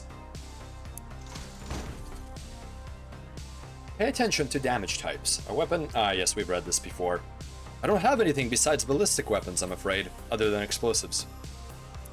Engage. Next tip. EMP disables enemies and their shields briefly. That's pretty powerful. Especially, it seems, for anything with a disproportionate ratio of shield to armor. Press and hold middle mouse button to aim your EMP at the enemies ahead, then release and attack them. So here we have 2 Tobruk cousins and 2 mechs of an unidentified type for me. We can hover over these barrels and over this blockade. Alright. EMP. That is very powerful. I'm glad the enemy does not have access to that yet. This lighting is excellent. Voxel engines have come a long way, although they don't need to come far. They always look beautiful, in my opinion. Although I'm hoping this is voxels. I may be ignorant to the actual rendering technologies. EMP again, and I EMP'd myself. Oh no, I got them. Take out the priority targets, the mechs, because they actually have a turret. There we go. Ammunition reload. Moving on. Multi-track, drifting. All factions employ suicide weapons. Identify them by their red searchlights. Let's see. Is there anything on the field that appears to be suicidal right now? Not the... Oh, there it is. What is that? That reminds me of some of those experimental... Oh. It has detected me. Let's,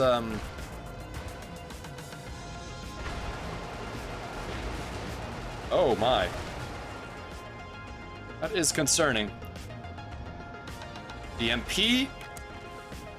Oh no, that was a training drone. Shouldn't have wasted my recharge on that. Weird looking blimp. Yeah, I couldn't quite tell what it was. There were some designs for these vertical takeoff craft that had a ducted fan, I believe, and looked something like that when in horizontal flight. So these ammunition types are not needed for us. So let's detonate them. Alright, next tank. That shield truck. Let's fire off the EMP. There it goes. Sleep tight. Infantry. Shred the target drones. Not even sure they have any offensive capabilities. I need to open up the lore for them. There we go. Someone's shooting at me. Enemy down. I demand more war crimes. This is unacceptable. I've destroyed half the city, but I need more. Ooh, are these explosive? Well, they explode, but they're not quite explosive. We are almost out of primary gun ammo. The H key. Oh, thank you! Thank you, Corpse. That is I was wondering, how do I let these civilians know that I'm coming? Good, they're running now. Fantastic. Alright. Denying provisions. Denying gasoline.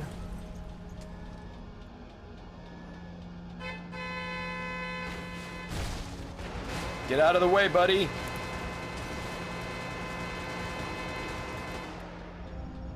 Good thing that autocannon can punch through ammo. Or through their armor.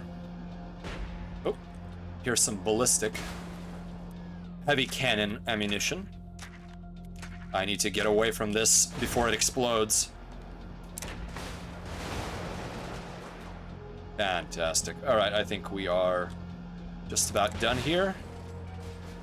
A parting kiss. Excellent. And one last mission with, oh goodness, Ripley, yes. One last mission with Ripley. City Wrecker. Contract. Removal of target vehicles. Opposition. Moderate loyalist. Looks like we're stepping our game up. Notice, the SNC contract dispatcher, L. Wrightson, is no longer with our organization. Please report any non-business related comms traffic to your designated SNC Brigador Relations Officer. Snell, your performance has granted access to more difficult contracts. There are several targets designated for removal in your upcoming area of operation. Target vehicles will show the SNC, skull, laurel, and sword emblem on your screen. Bander! SNC Informatics Division. I'm gonna miss Wrightson. I hope Mr. Wrightson comes back. Thank you for the honk honk honk, Headless. That is an important feature of any game, to have a horn. Also a legal requirement for almost any road vehicle in almost any planet. I believe that in many countries, for their tanks, they have to have road legal features such as brake lights and turn signals and headlights, at least to the bare minimum. So I wonder if German patent tanks and the like had horns too. Alright. If controls don't feel comfortable, yes, I have felt the discomfort, and now I will stick to this layout. Track marked targets by following the crosshairs icon to the edges of the screen. Okay, I can see them at the top edge of the display area. Let's see, we have ammunition, another residential district. Check progress on objectives in the upper right-hand corner of your screen. I have killed 0 of 3 captains, and I have destroyed 0 of 4 deposits. So these are captains that we are assassinating. Target drone. Or explosive drone. Comes another one of these irritating puppy dog hover drones. I'm guessing they alert the enemy. Oh! There's a captain. Let's use EMP to disable him and this group of enemies. There we go. That's very unwarrior-like of me, but I'm not a warrior. I'm a mercenary right now. Ah, this guy's got hard shields. But I have lead. Infantry. And explosives and machine guns to finish. Ammunition is useless. Let's detonate this.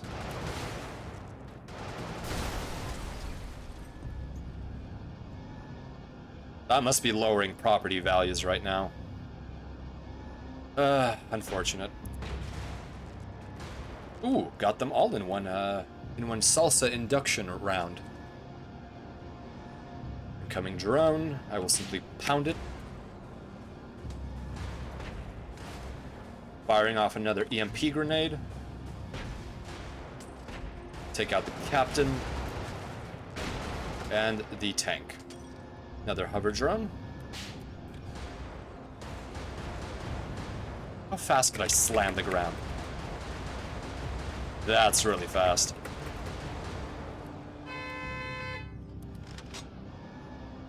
Let's see, 2 more tanks here. They are within this lovely cul-de-sac zone. Let's EMP them. Perfect, time on target. Arrival and destruction of the enemy. Oh, this one has an energy weapon. Must hide behind the shrubbery. Reload a bit of ammunition. Never hurts. Come on, Captain. Face me like a Brigador. Which is, I will sneak away and you will go into my line of fire. Let's lead the target. And now we're fighting as it should be. Ah, dishonor. My favorite strategy. Ooh, power suits. Firing EMP. Nope. I think I launched it. Shield truck. There we go. Mercenary is hired more often if they go above and beyond the call of duty. So let's wake up all these citizens with our loud horn. Oh, oh,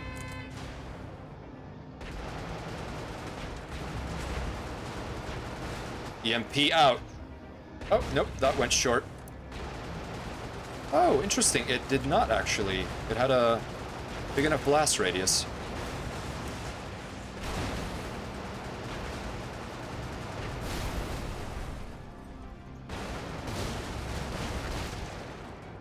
Getting rid of all the evidence. Oh, what was that? What was that? Are those trash cans? Okay, they are. I thought they were portable toilets.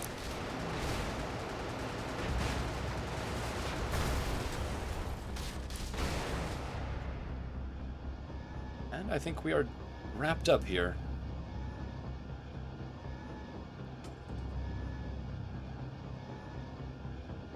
It's interesting how much tutorial this game has. I thought the various A, B, and C contracts were actual, but it appears here we are.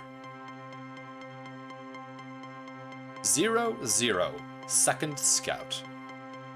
Contract, removal of target structures. Opposition, moderate loyalist.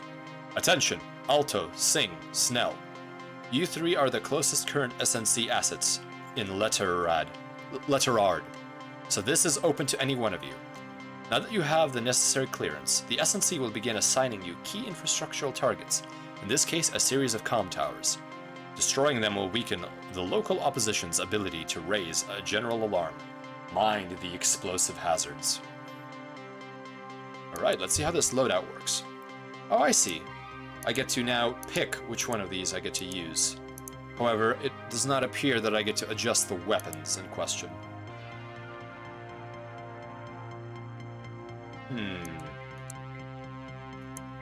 I really like the Zoling's War Crimes potential, and I've missed it, so I think I will deploy with that.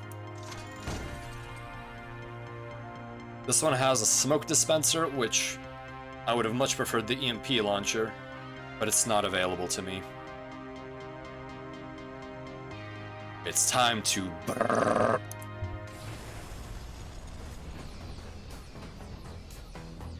Back to the funky chicken legs. Units with blue eye icons are spotters. Ooh, oh, that is very creepy.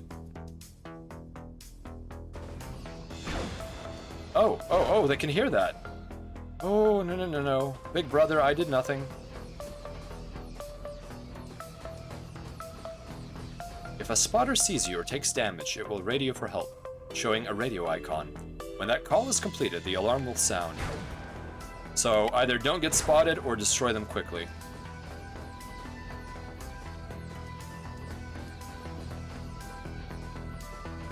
Oh, this is pretty concerning. Let's see, shift is crouch.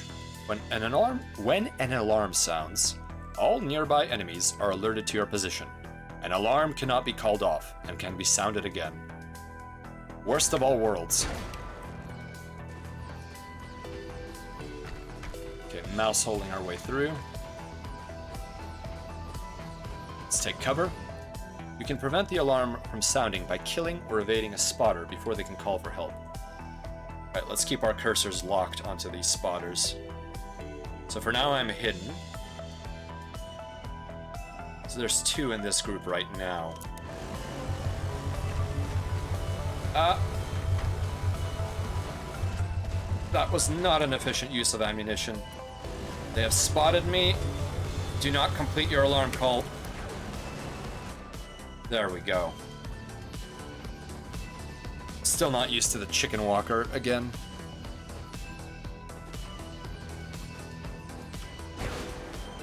This is an info zone right here. Nope, it is not. All enemies in the district raise their shields when the alarm sounds. With the track record of infiltration that I have had, I'm not sure I'll be able to sneak quite well. Destroying all comm towers will increase radio call time and will shrink enemy reinforcements radius. Let's see where that comm tower is. Let's be a little sneaky about this. The comm towers are currently marked for you with orange diamonds. Destroy them to complete your mission. Let's see, so the orange diamonds are to the right of our screen, and this particular location has nothing, unfortunately. Right, let's stomp our way through. And be a little bit sneaky about this. I'm not sure these enemies can raise an alert, but let's destroy them nonetheless. Oh, I'm destroying slums. This is... Oh! Those little drones have a shock weapon. I just noticed it. It's so insignificant in its power. Yes, always better safe than sorry. Leave no witnesses, even if they're civilian. Although, if you have to, conserve ammo. Oh, the enemies are attracted to that. Let's pull away. These enemies are not spotters, so that's okay.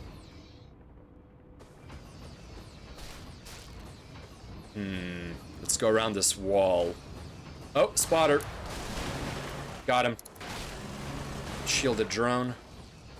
Perfect, more ammunition. We are down to half reserves. Now, I hope there is a ballistics depot. Tank. Okay, those are absolutely satisfying weapons.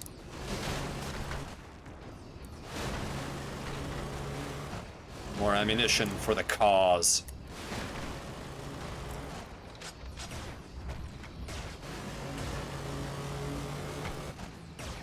Oh.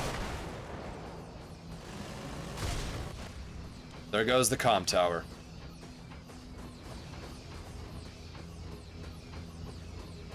Right, yeah, I think the 14mm auto guns, or chain guns, are my favorite so far. They just absolutely shred, and the speed of the projectile is much easier to handle than the actual physically traveling shot of the autocannons and heavy cannons. Although I dread to face an enemy with these weapons.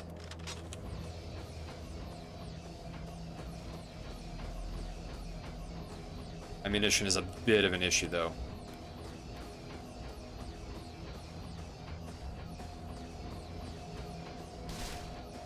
These are fuel pipes. I learned well from the tutorials. And I'm sure the game will surprise me with the next thing that's explosive. I do not need this ammo variety. Next spotter units. Just have to annihilate them, and an officer. I am invincible with this overshield. Famous last words. Oh, perfect, ammunition. Not the ammo I like. Let's attract the enemies in that direction.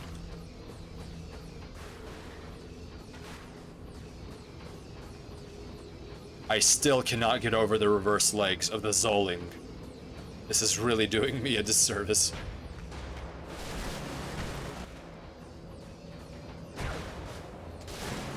No, no drone. Stay away.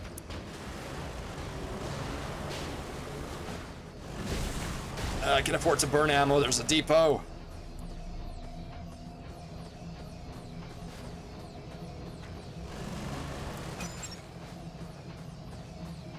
There we go.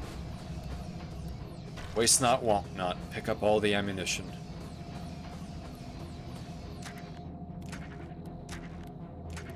Perfect. Full magazines. There's another comms tower. There are going to be 2 more, or 1 more after this. Yes, you're right. The headlights are definitely indicative, but I was focusing on the wrong thing.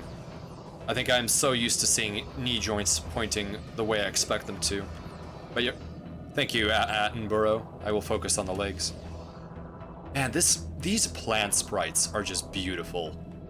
I would really like to extract them and just plaster them over my desktop instead of a background. Let's kick this tower into submission. See anything of value here? Ah, food stores and silos. We can't have that. We cannot have that around here. In for a penny, in for a pound.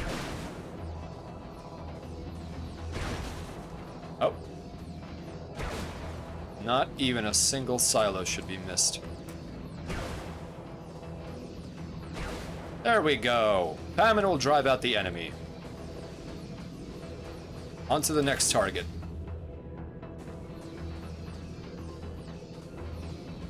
Yes, you know, my headless, my ethics have taken a back seat.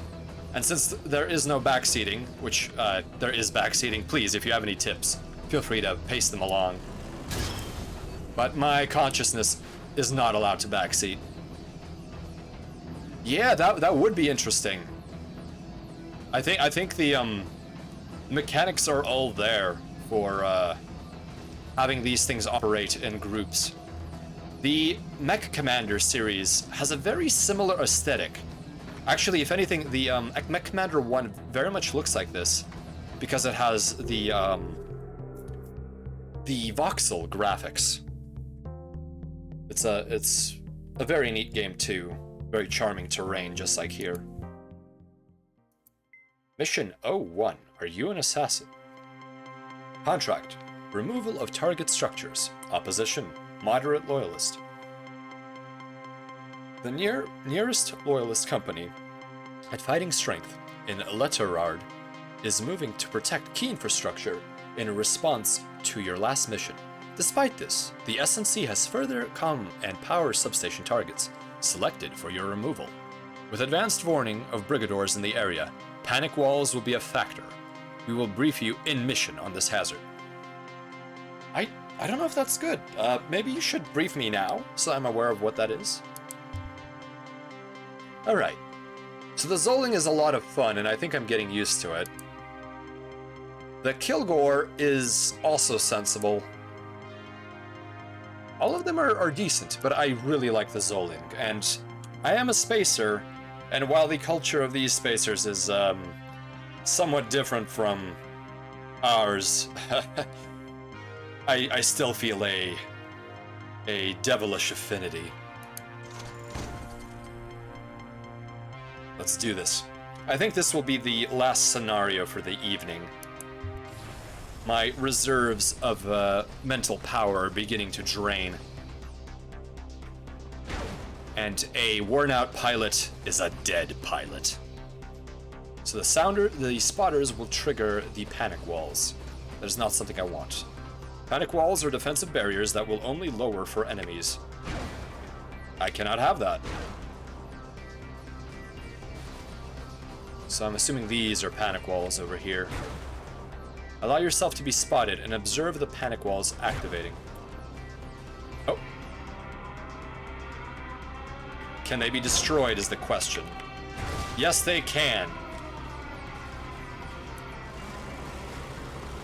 Ah, enemy Kilgores. And somehow they are spotters. I'll simply stomp these panic barricades into submission. I should try a freelance mission before I finish, just to experience the customization aspect. Thanks for the tip, Corpse. I think I will, because I definitely would like to load out and try out a different mech. Ah, come on! Oh, those Kilgores are tough. I need to flank them.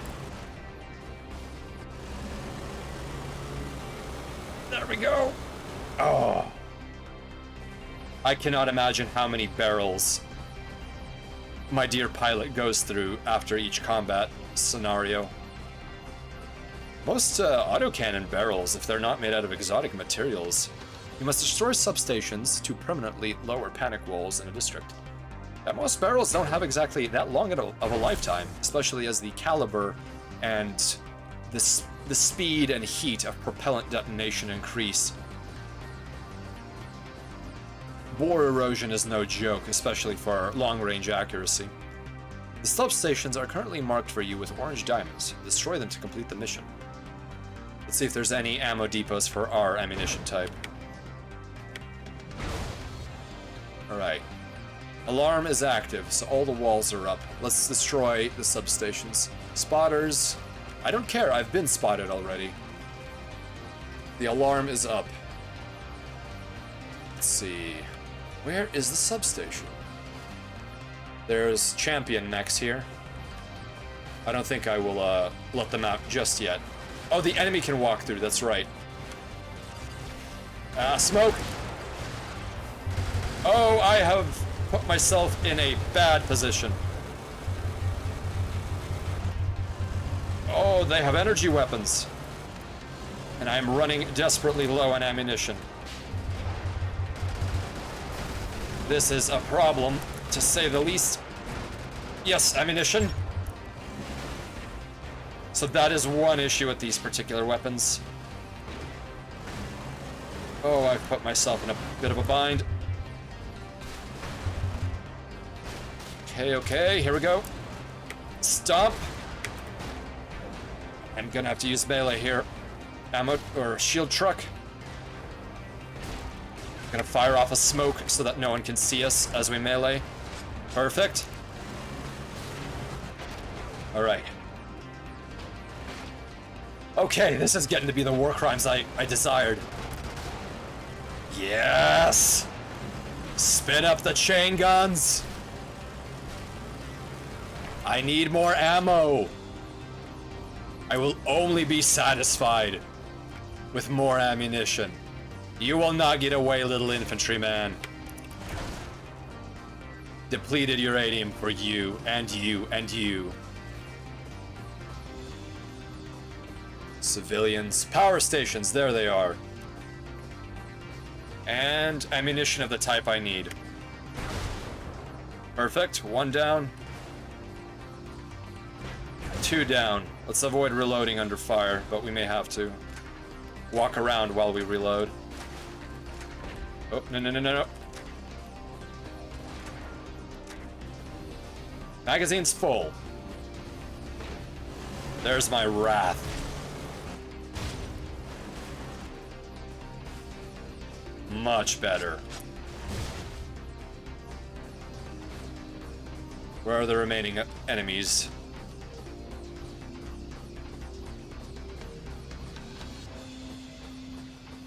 You know, this game is very different from what I expected from seeing trailers and some of the gameplay footage. But I like it. This is very enjoyable. Just the power you can feel in your mech. Even with this voxel art and the way they move, they managed to get it down. And these chain guns. My heart.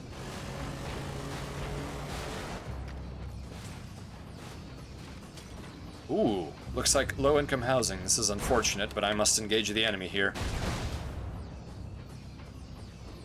Into your side armor! Okay, those are civilians.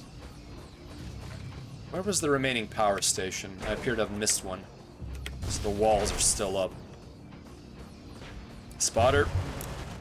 Another spotter.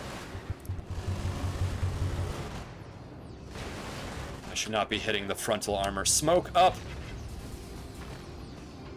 And let's go around them. Here's another another two power stations. Let's knock these down. One more, I think. Yes! Gonna take its frontal armor. Alright, let's flank them. Smoke screen. Knock out these hovercraft. Kill the infantry and the rear armor for these tanks. Shield truck. What is this? There we go. Arch shields are still holding. GG easy. Yes, it's a little bit easier than I expected, but then again, I think the tutorial of this game is quite extensive, and this still appears to be tutorial time. So the exit is up north. Ammo depot that we don't need.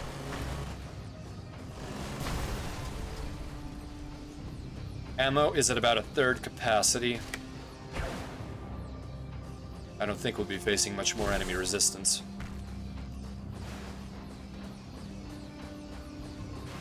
I have a feeling there soon will be a scenario where I will have no endeavor to kill every single foe, just due to how difficult it will get, and I will be looking for the exit. Okay. So let's see, how much... So we are about a little under halfway through the campaign so far. Oh, and these diamonds indicate which character you've played it with. I see, I see. Next one will be about opening up your heart. The removal of target structures will be orbital guns. I see. Okay. Let's try one freelance mission before we wrap this transmission up. So, for any players of Brigador, do you have any pilot and vehicle recommendations? Norman Osberger. I think his name implies that this is the very default pilot you can play around with. We have Ripley now. Oh, there's some quite out of our reach. Merlot Race. Well, let's go with Norman Osberger. A relatively recent immigrant to Nova Solo, Norman fled more civilized sectors in the wake of some terrestrial scandal or other. Nothing worth mentioning, but he seems to be consumed by it still. Our sources paint him as a hard luck case and subpar mechanic. Certainly no Corvid would tolerate his shoddy work. Unlike most hapless NAP drivers, however, he knows exactly what his abilities are. And something more important, he has nothing to lose. His death wish may be perfect for our purposes, provided we offer the right insurance package to benefit his survivors.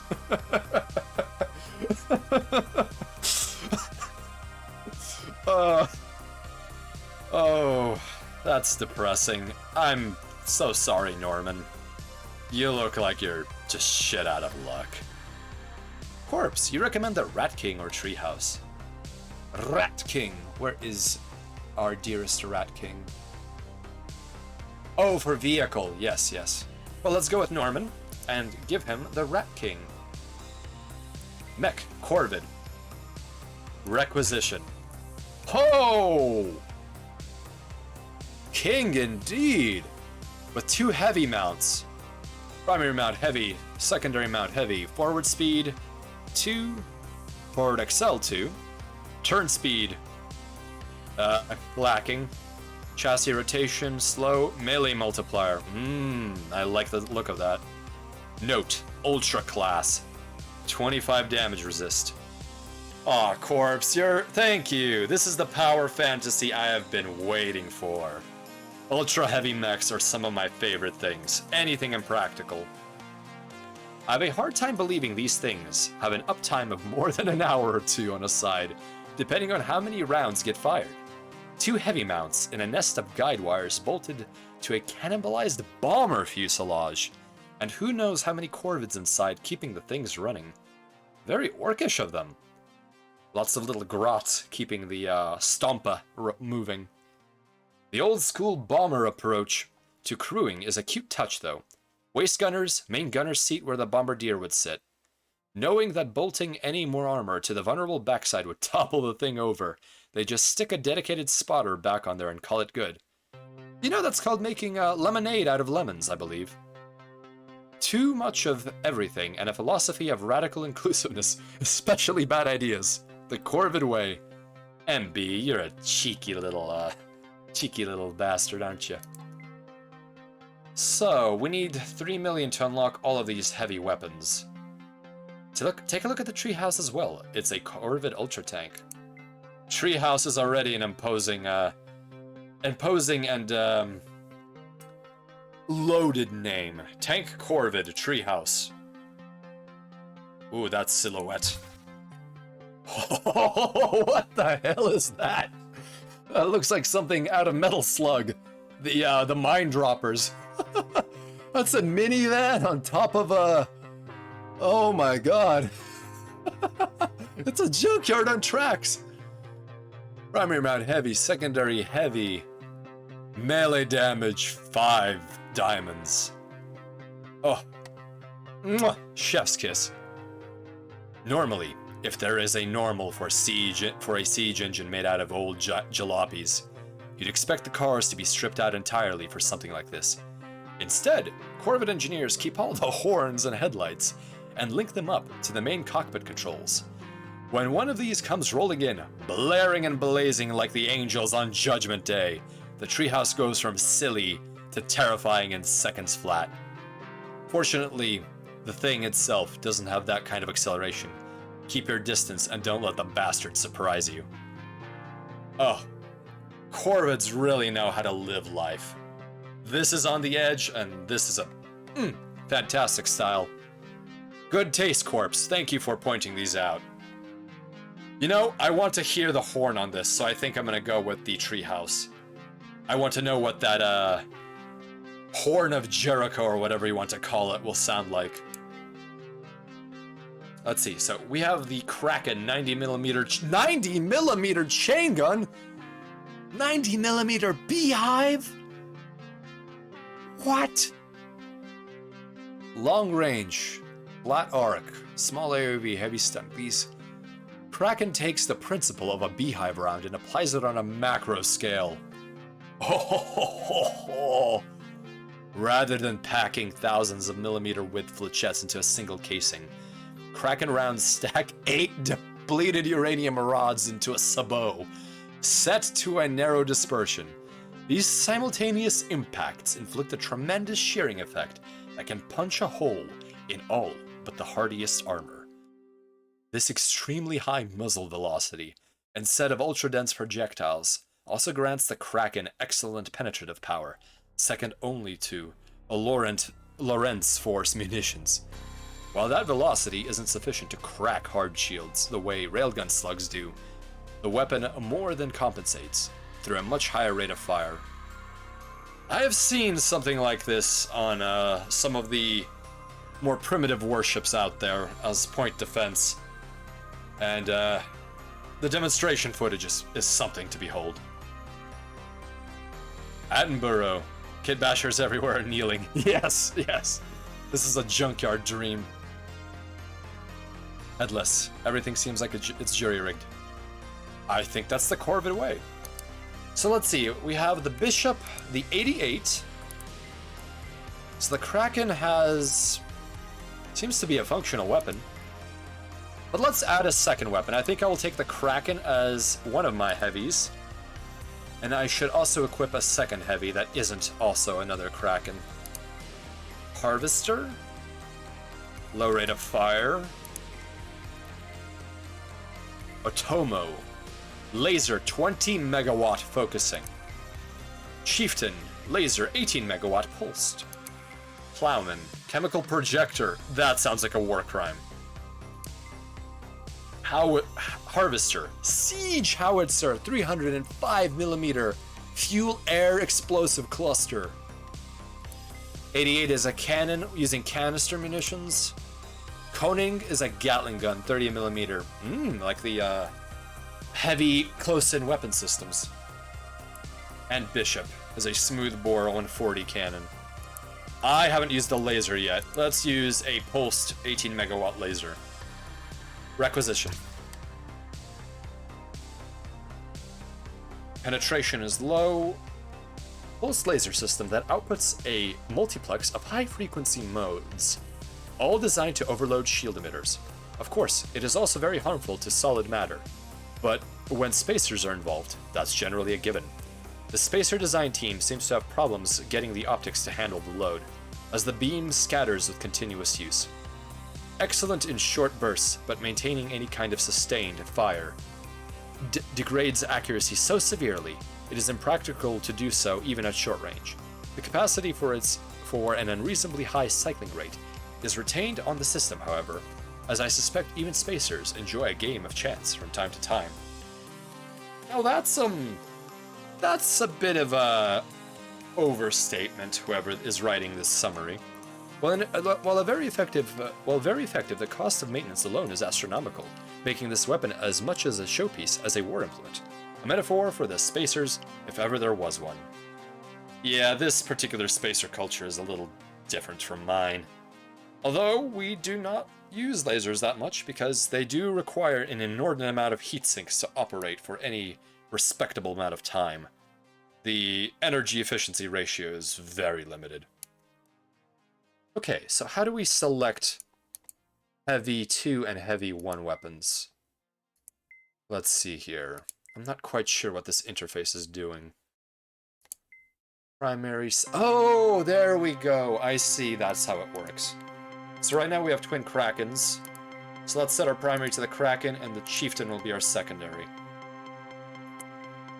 Special. Smoke, projector, EMP grenade, active camouflage, or audiokinetic pulse. You know, I really like the EMP grenade, and I think active camouflage on a treehouse is a little bit silly, don't you think? That goes against the spirit. EMP grenade might be like that too. Launches a small yield EMP warhead at low velocity in a high arc. Detonation temporarily disables shielding and drive mechanisms of all vehicles in the blast zone. Anti-grav units with overloaded drives are known to plummet into the ground and nearby friendlies, and radio communications are also rendered inert for a duration.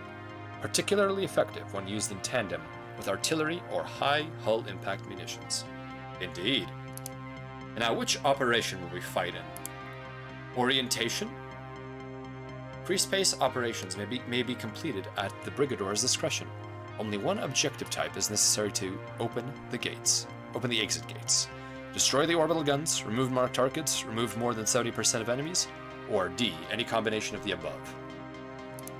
Well, let's start with the orientation. It may seem silly, but appearing behind enemy lines in something like a treehouse is a special feeling.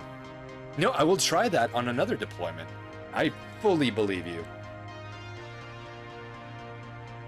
Rancho Veljos. Let us engage. Oh, that is ludicrous.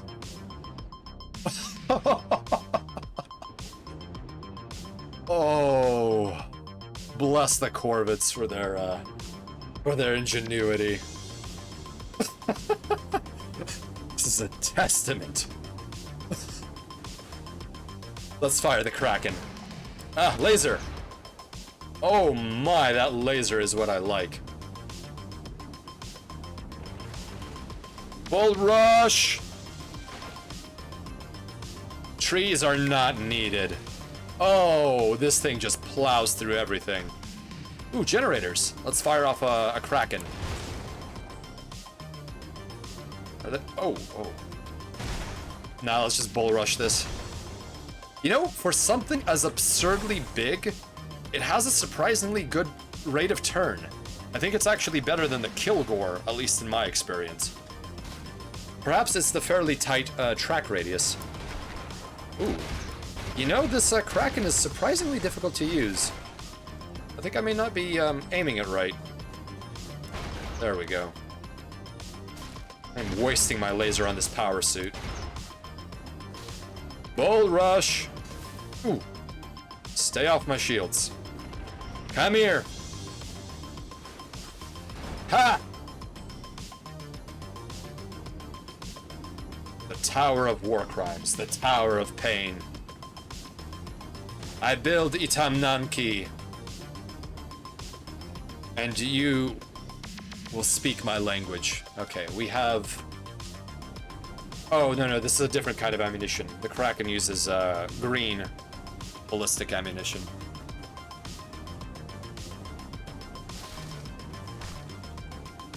I am Corvid. Look upon my works, ye mighty, and despair! Oh, the satisfaction. The soundtrack, the satisfaction. The crushing. Low-income housing?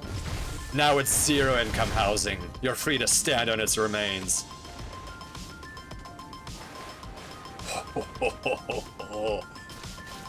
Gas station was station. Power suit. Power. Smushed. Oh man, I just clipped you. Bull rush. Okay, my prey is running away. Time for a EMP grenade. This must be a horrible experience. You get EMP'd and then the gigantic treehouse made out of salvaged cars just runs you over. And that's the end of your life. That is just depressing. Oh, look at this little home! I feel so bad for this, but... Oh! I've read the wiki enough to know these explode. Let's use the laser. Orbital gun down. How many orbital guns do I have?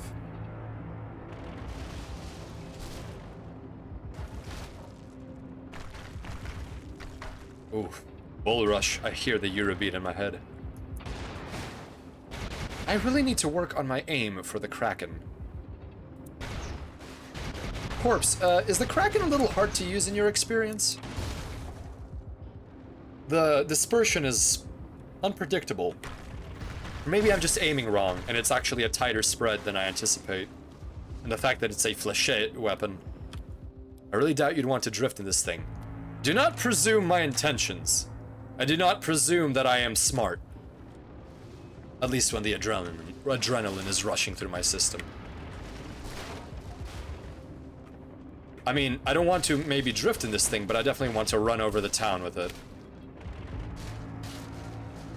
What's here? Nothing. We've reached the edge of the map.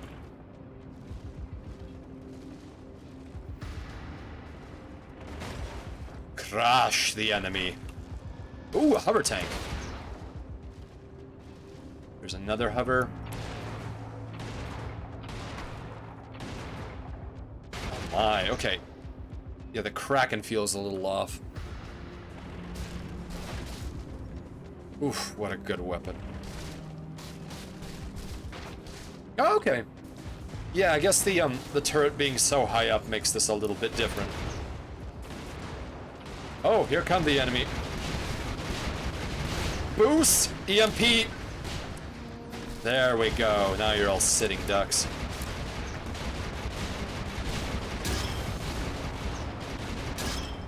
Excellent.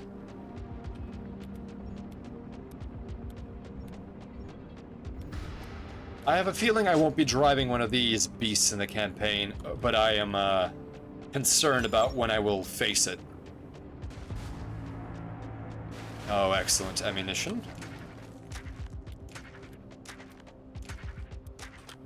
Oh, the exit is open. Let's maneuver towards that. Well, rush. Ooh, orbital cannon. So the Kraken has a greater rate of fire than I gave it credit for. I just need to hold down the trigger. I think that my main concern is the ammunition consumption and the reserves. The reserves of the Kraken are pretty low.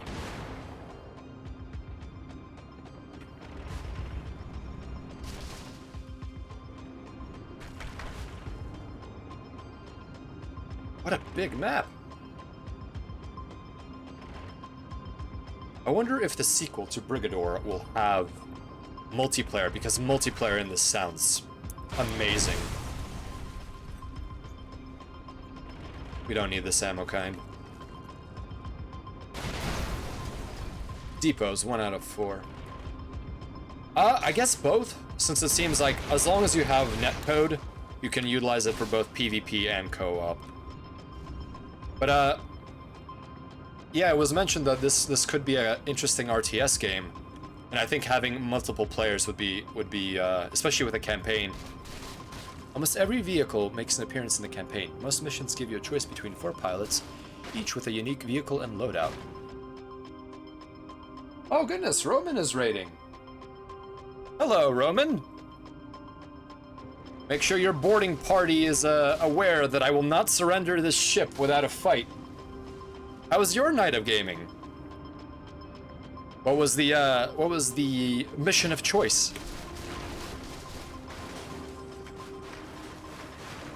Oh, I'm crushing everything. Grain.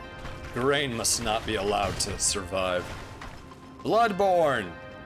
I have not had a chance to play Bloodborne, but it was mentioned as having a fantastic combination of both soundtrack and gameplay, which makes it quite appealing. Although I have seen some of the memes with the slug and such. Glad you had a good time, though. If you're up this late, it means you were having a good time. Highly recommended if you can get past the initial slump.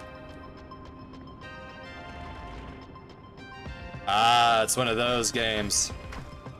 I suppose many games have a slow start.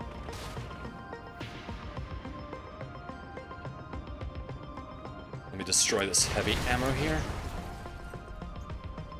Vroom vroom. Yeah, to any new wingmates joining us, we are playing Brigador Up Armored Edition. And currently I am doing the introductory freelance mode mission using a Corvid Treehouse, which is an ultra heavy tank. And boy, this thing is just a pleasure to drive around crushing everything. I am sad I don't have more enemies. I really should have cranked this up. Yeah, you need to get some levels and gear to get started. How is Brigador? Brigador is excellent. I am sad that I didn't play this earlier. I'm really enjoying the aesthetics, the music. The controls are a little different, but now that I'm getting the hang of them, goodbye Great Leader statue, it really is worthwhile. You played a few hours of the game and it was a lot of fun, although you left it sitting for a long time. Well, that's, I think that's the way it happens with a lot of games. But now I'm playing it, so you can witness it. Although I think we are wrapping up shortly, because my endurance is unfortunately not infinite. And we've reached the exit after completing our objectives, and I think clearing pretty much everything. Excellent. All right, let us resign. Yes. Wait, no, resume? Oh, this is freelance mode. Okay, so let's resign to the main screen. Yes, there we go. Tore everything apart with that junk heap. You know, if it tears everything apart, it might not be a junk heap. I may have judged this a little too soon. What a beautiful machine. Treehouse. Oh, and those look like outright tiger tracks. Okay, so this is what I don't understand. The Corvids seem to be all about easy maintenance, but they are using overlapping road wheels. And I know that provides for slightly better, drive comfort, but that is a maintenance nightmare. Oh. I guess Corvids may be more about aesthetics than practicality sometimes. Also, who makes overlapping tracks anymore? Very vintage.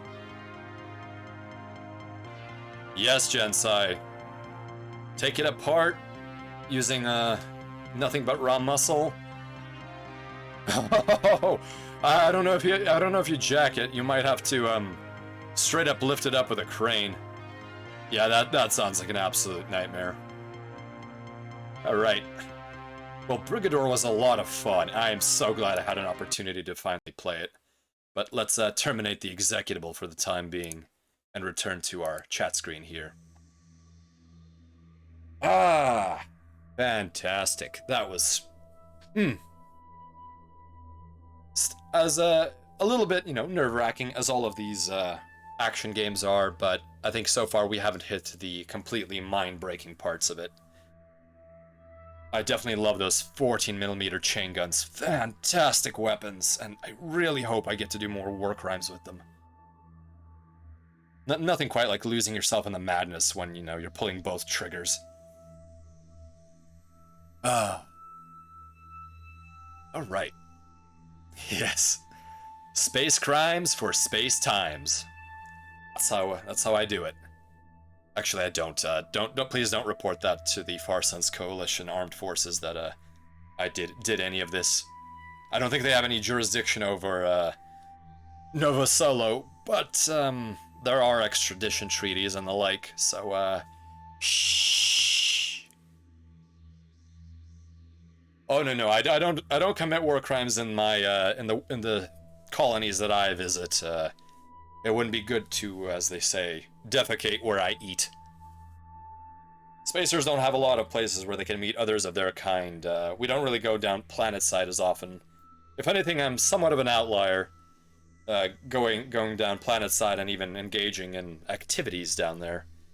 But you know, I like having a contrast between being stuck in my little virtual cell and inside of this tank filled with goo, and, you know, feeling air, or on planets where there isn't any breathable air, at least feeling the land under my feet.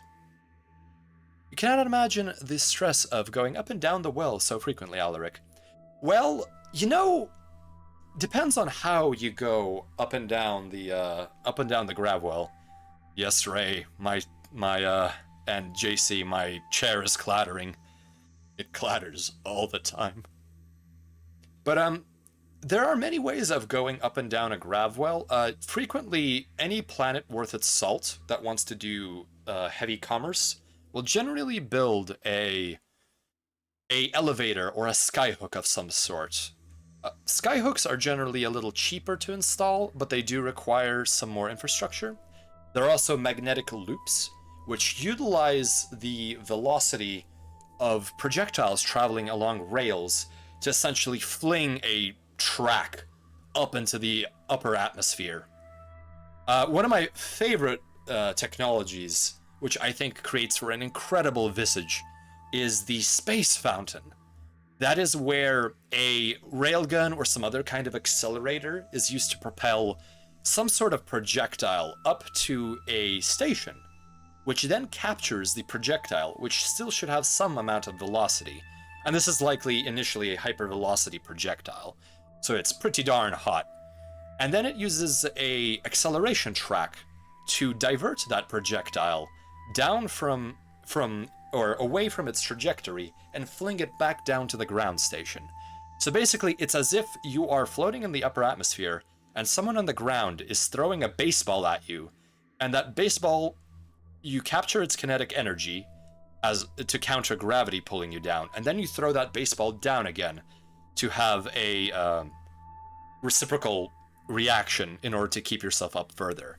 And you're just constantly juggling this. Yes, space fountains take an insane amount of coordination. In the typical implementation, we use guided projectiles. So they have small, if you have an atmosphere, vanes in order to direct them, or they have a small amount of reactant gas in order to direct them. However, that is not the preferred method, especially since that expends reactant gas, and that's a pain to reload. Each projectile must be serviced after it is used, unfortunately. Yes, Alaric and Ray, spaceflight is quite a complicated thing.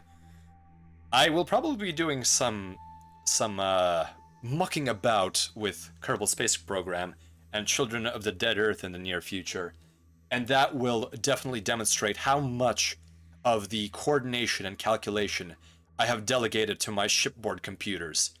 I simply set the timetable, and I coordinate supplies and the politics and the taxes and the laws, but primarily most of my travel is done with very simple computer inputs. Now, I will say that I am trained in the means of manually calculating trajectories and burn times. However, that is something I hope to never do. I've only had to do it during training so far, and I do it during requalifications for my independent starship operator certificate. But otherwise,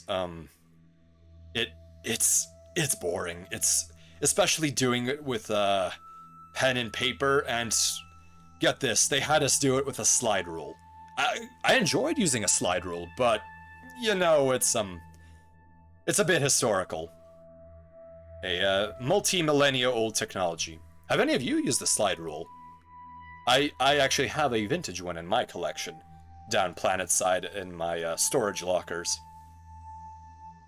Alaric, there are many ways to have projectile or magnetic launch with self-propelling no-grav craft, but the perspective projects are on a planetary scale typically.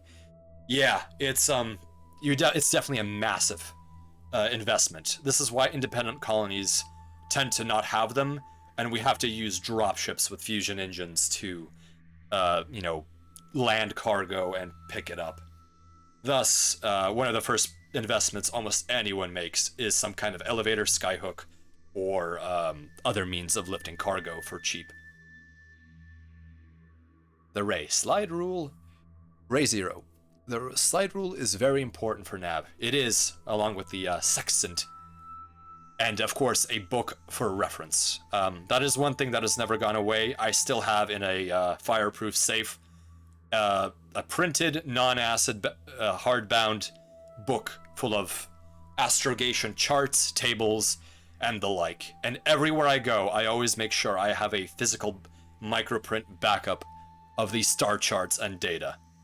That is something that is not required by law, but anyone out there who has had their computer put out a bad calculation, you know you want that. Alaric, slide rules are wicked tech. Shame they're not a primary part of education anymore. I agree, Alaric. I think that slide rules teach logarithms better than anything else can. That, I think, is one of their best values, that they provide students with tactile feedback in their learning of what numerical relationships are when these specific operations are applied. I think this is why things like constructive geometry are important to learn. Ray, my background. Yes, O'Neill Cylinder, Attenborough. You're spot on. You can call them whatever you want, really. O'Neill is the name that this we typically use, but cylindrical colony has been used, and there are of course many other different configurations. But it's a fairly popular colony design, one of the cheaper ones to produce, at least because the techniques are well developed enough. Yes, Alaric, slide rules make log physical. Teaching people log functions through a calculator makes it too abstract and removes the real understanding. Press buttons, get answer. You don't know the process. Very much so. My education on my home planet was unfortunately very push button. It's just, I had to learn this on my own, and I'm really glad I did. I was ready for the training for independent space operator when at least a little bit. Some of my fellow classmates were not aware of that. Thank you, Ray. I'm glad you're pleased. Yeah. Oh man. Yeah, Farterra was a good place to grow up on, but it was definitely a bit of a metropolis, so you lost out on a lot of the, I guess, lessons that Terrans from the 19th, 20th, and 21st century were aware of deep in their soul.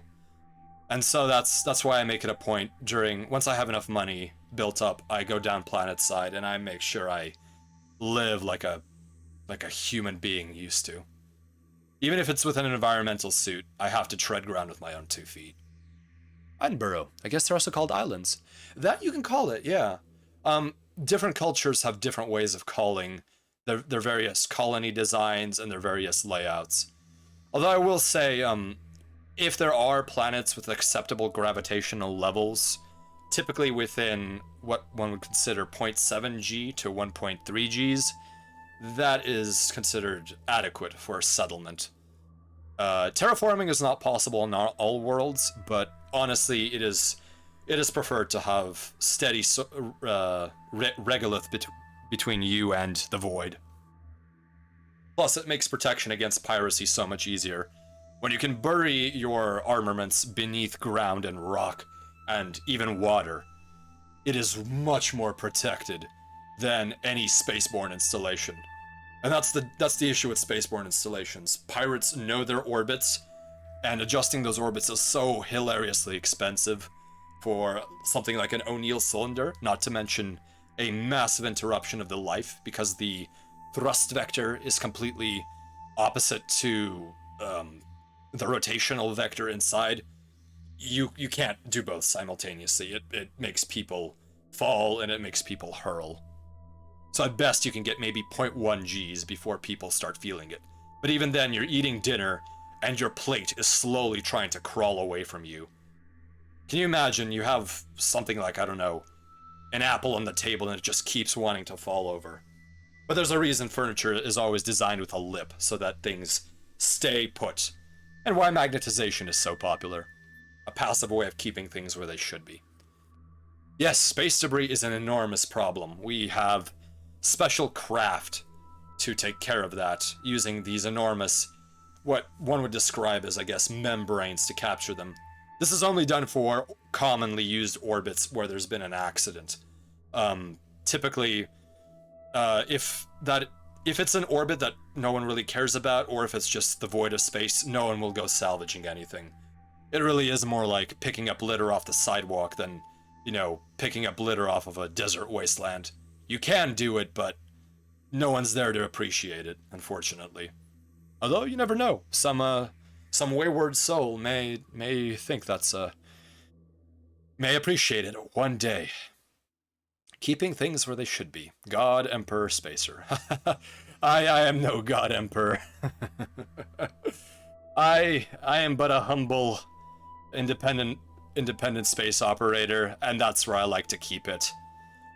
Godhood and Emperorship, I think, bring responsibilities that I wouldn't like to have. Frankly, I'm not rigged for command, as much as, my experience with Homeworld Deserts of Karak may have demonstrated to you. But, leadership roles are not beyond me. I have taken the lead of a convoy once or twice before.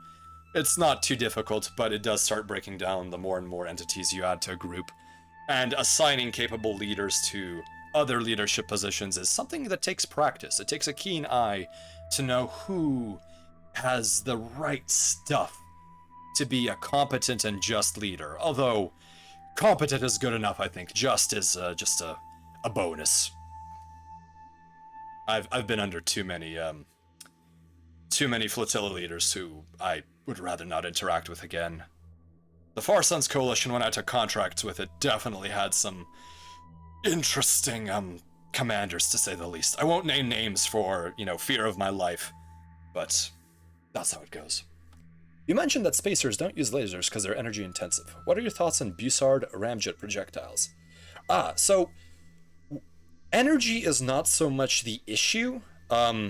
My primary drive, if rigged entirely for energy production, which it isn't, would be capable of powering a military-grade laser, something that would be equipped on a battleship.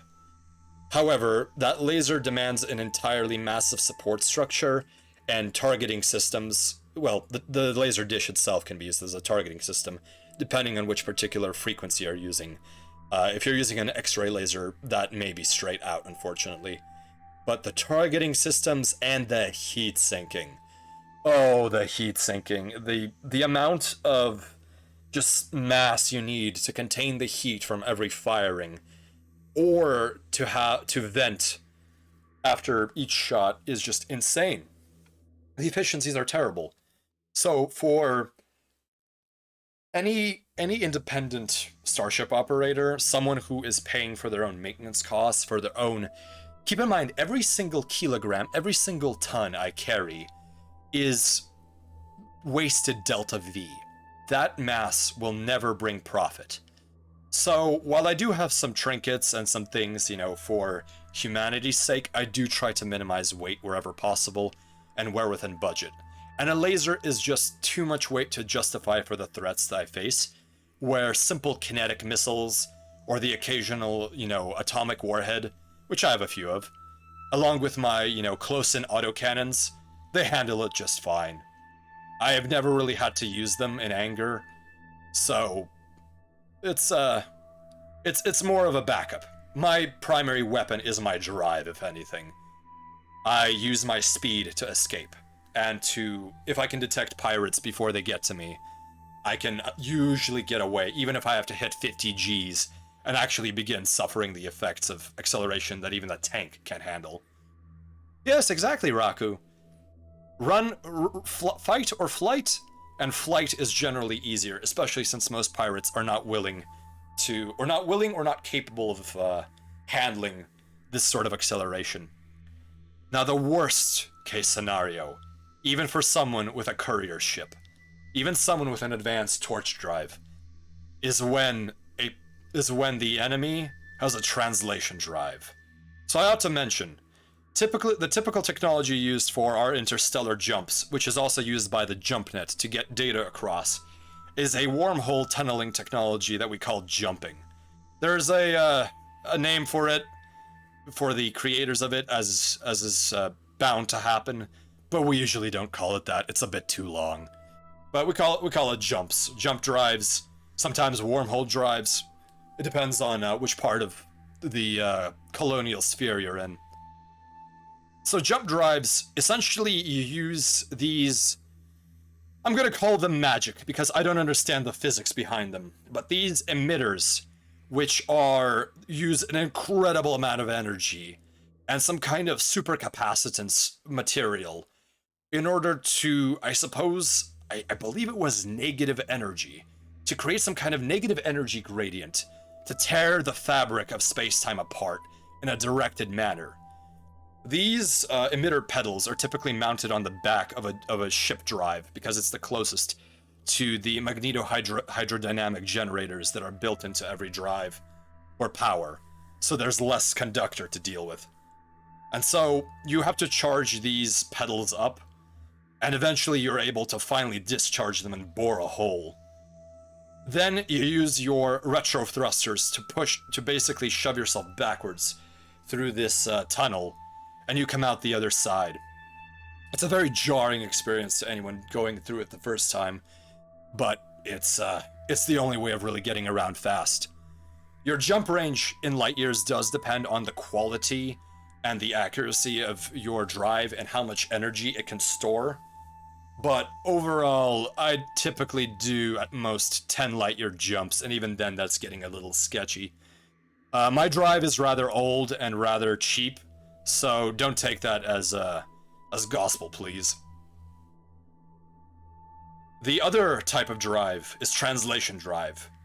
This uses the same sort of pedal technology, but modified into a completely different way of, harnessing it. Instead of ripping a hole, or, this tunnel, translation drives essentially warp space. They compress it, and they expand it around the vessel. If you are familiar with Star Trek, which I am a fan of, that is what they would call a warp drive. However, the implementation in their show is rather different from what we actually have to do. Now, the issue with translation drives is they consume an inordinate amount of energy, and they trap the ship in a bubble of compressed space. And so, due to some particulars of how particles in space, as they get trapped in this threshold and move out of it, the bubble becomes incredibly hot. And so when you drop the bubble, it emits an enormous burst of energy, which can damage a ship that isn't adequately armored or shielded. So, translation drives are an incredibly niche thing, but they allow you to move in a system. One of the things about jumping is that if the gravitational pull of a nearby stellar object is too great, the wormhole will be distorted, or it will simply not be feasible to form it. So within a certain distance of a star or a planetary body, depending on the conditions, depending on your jump distance, and depending on the capabilities of your systems, you will have to jump significantly far from any inhabited space. And this is why I still have a job, because translation drives are incredibly expensive and dangerous and energy intensive, and because jump drives don't let you reach a planet directly. So, with me being able to withstand 20 to 30 Gs of acceleration, I am still able to deliver goods faster and cheaper than any slow-burning jump ship can. And at the same time, while I am beaten out by any translation-equipped courier, they're expensive and technologically difficult to obtain. Typically the military uses them. Or, as the rumors say, some pirates have gotten their hands on them. I apologize about the long tangent that came from piracy. But yes, if a pirate has a translation drive, you might as well just give up and go easy. Or detonate your own vessel. You never know. It is a terrible process to be extracted out of a tank, and pirates tend to not show any particular care to your comfort. And you essentially will drown once the oxygenated fluid in your lungs stops being oxygenated. I hope that never happens. Well, horrors of interstellar travel aside, I think I have taken enough of your time and enough of my bandwidth. This reminds you of fun times in a game called Earth and Beyond. I will have to read up some of the information on the game wiki for that. I would like to know what similarities there are between my lifestyle and that portrayed in Earth and Beyond. Let me pop that onto my data slate here. Earth and Beyond. Okay, that is now in my backlog. Fantastic. It's an MMORPG, but you could go a trader route. Ah, yes. Trade is only worth it in my line of work if you can deliver expensive goods or bulk goods. Expensive goods tend to need to be delivered fast, and bulk goods tend to be delivered by automated electronic intelligence ships. AI in your parlance. And you cannot beat the economics of a slow jump freighter. It doesn't accelerate much, but it gets a lot of material in one place, in one piece. Sort of like a ocean cargo liner, one would say. Okay, so I unfortunately have to announce that for the next 2 days, I have been selected by an organization that I'm a part of to be in a search and rescue effort. This organization is called Canners. It's the Courier Assistance Network Rescue Service. And essentially it's, I suppose, an insurance policy. If any of the couriers signed up for it goes missing for a certain amount of time, a search is put out for them, and alerts are sent out to the participating governments.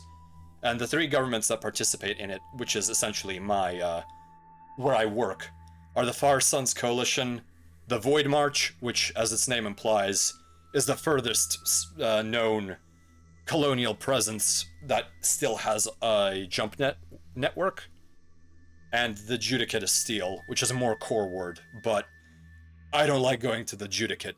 It's a cybernetic heavy culture, and they look at me as if I'm an outlier, an outlander, simply because I'm not completely ripped out of my body yet. I don't think I want to do that. They have a very interesting set of morals, let's put it that way. But it's sort of like a courtroom duty. You get randomly selected, and my vessel has been selected to do it. So I may be able to stream as I enter and exit JumpNet range, so that the micro wormhole generator in my comm system will be able to connect. But that is up in the air. But hopefully, the search will only go on for 2 days, at least my participation in it, so I should be able to return after that. So, with those announcements made, I think I will prepare this convoy for a raid if we can. Alright, let's move on to the termination screen. Disconnecting some of the secondary feeds. Excellent. Ooh, that's a lot of credit use, but that's okay. It's well worth it. Yes, Attenborough. Clankers is what they're sometimes called. Miwa is online. Ah, excellent. Let me also take a look at my IFF transponder list and see who is broadcasting right now, just so that we have more data. Ah, not in my list, and I'm not following Miwa. Oh, that's a disappointment. Alaric, would you be so kind as to, in the chat box, put the full name of Miwa's channel? That'd be greatly appreciated. Or anyone, really. Alright. Moving on to the credits. Oh, Persona 5! I've seen bits and pieces of that game through playthroughs, through the various playthroughs I've attended. Thank you. So, the background music was Spacial Winds by Kevin MacLeod, and there's the licensing and link, just for anyone interested and for crediting sake. And my little assistant friend Reminder here has kindly let me know that I should be selecting a raid target, which I have done. And, yes, new flotilla members. Let's see who we got. Let's go through the accreditations. So Roman, thank you again for the raid. That is greatly appreciated. AV Fighter Dill, thank you for joining the flotilla. Clawalora, thank you for the raid earlier. That was much appreciated. Pig D6, thank you for joining the flotilla. Radical Edward 2, thank you for joining the flotilla. Oh right, Airy Pie, our favorite alien, raided us quite a little while ago. That was an intense boarding party. Barely fought it off. Let's see. Ooh, I can't quite tell where the stream began, but let's announce these flotilla friends. Rue Grana, thank you for joining us. Arthur C7, thank you for joining the convoy. Gremsoup, thank you for joining. And Attenborough 83, thank you for joining us. Bye-bye, Headless. Oh, thank you, JC. Oh, Alaric, she's Russian English. Interesting. I have some familiarity with Kosmogovor, so maybe I'll pick up some of the words there. Okay, let us begin the raid. There we go. Thank you for watching, Attenborough. Do not use the exclamation mark. That is not the command indicator. You have this, Spacer. You have this. Raid. There we go. Perfect.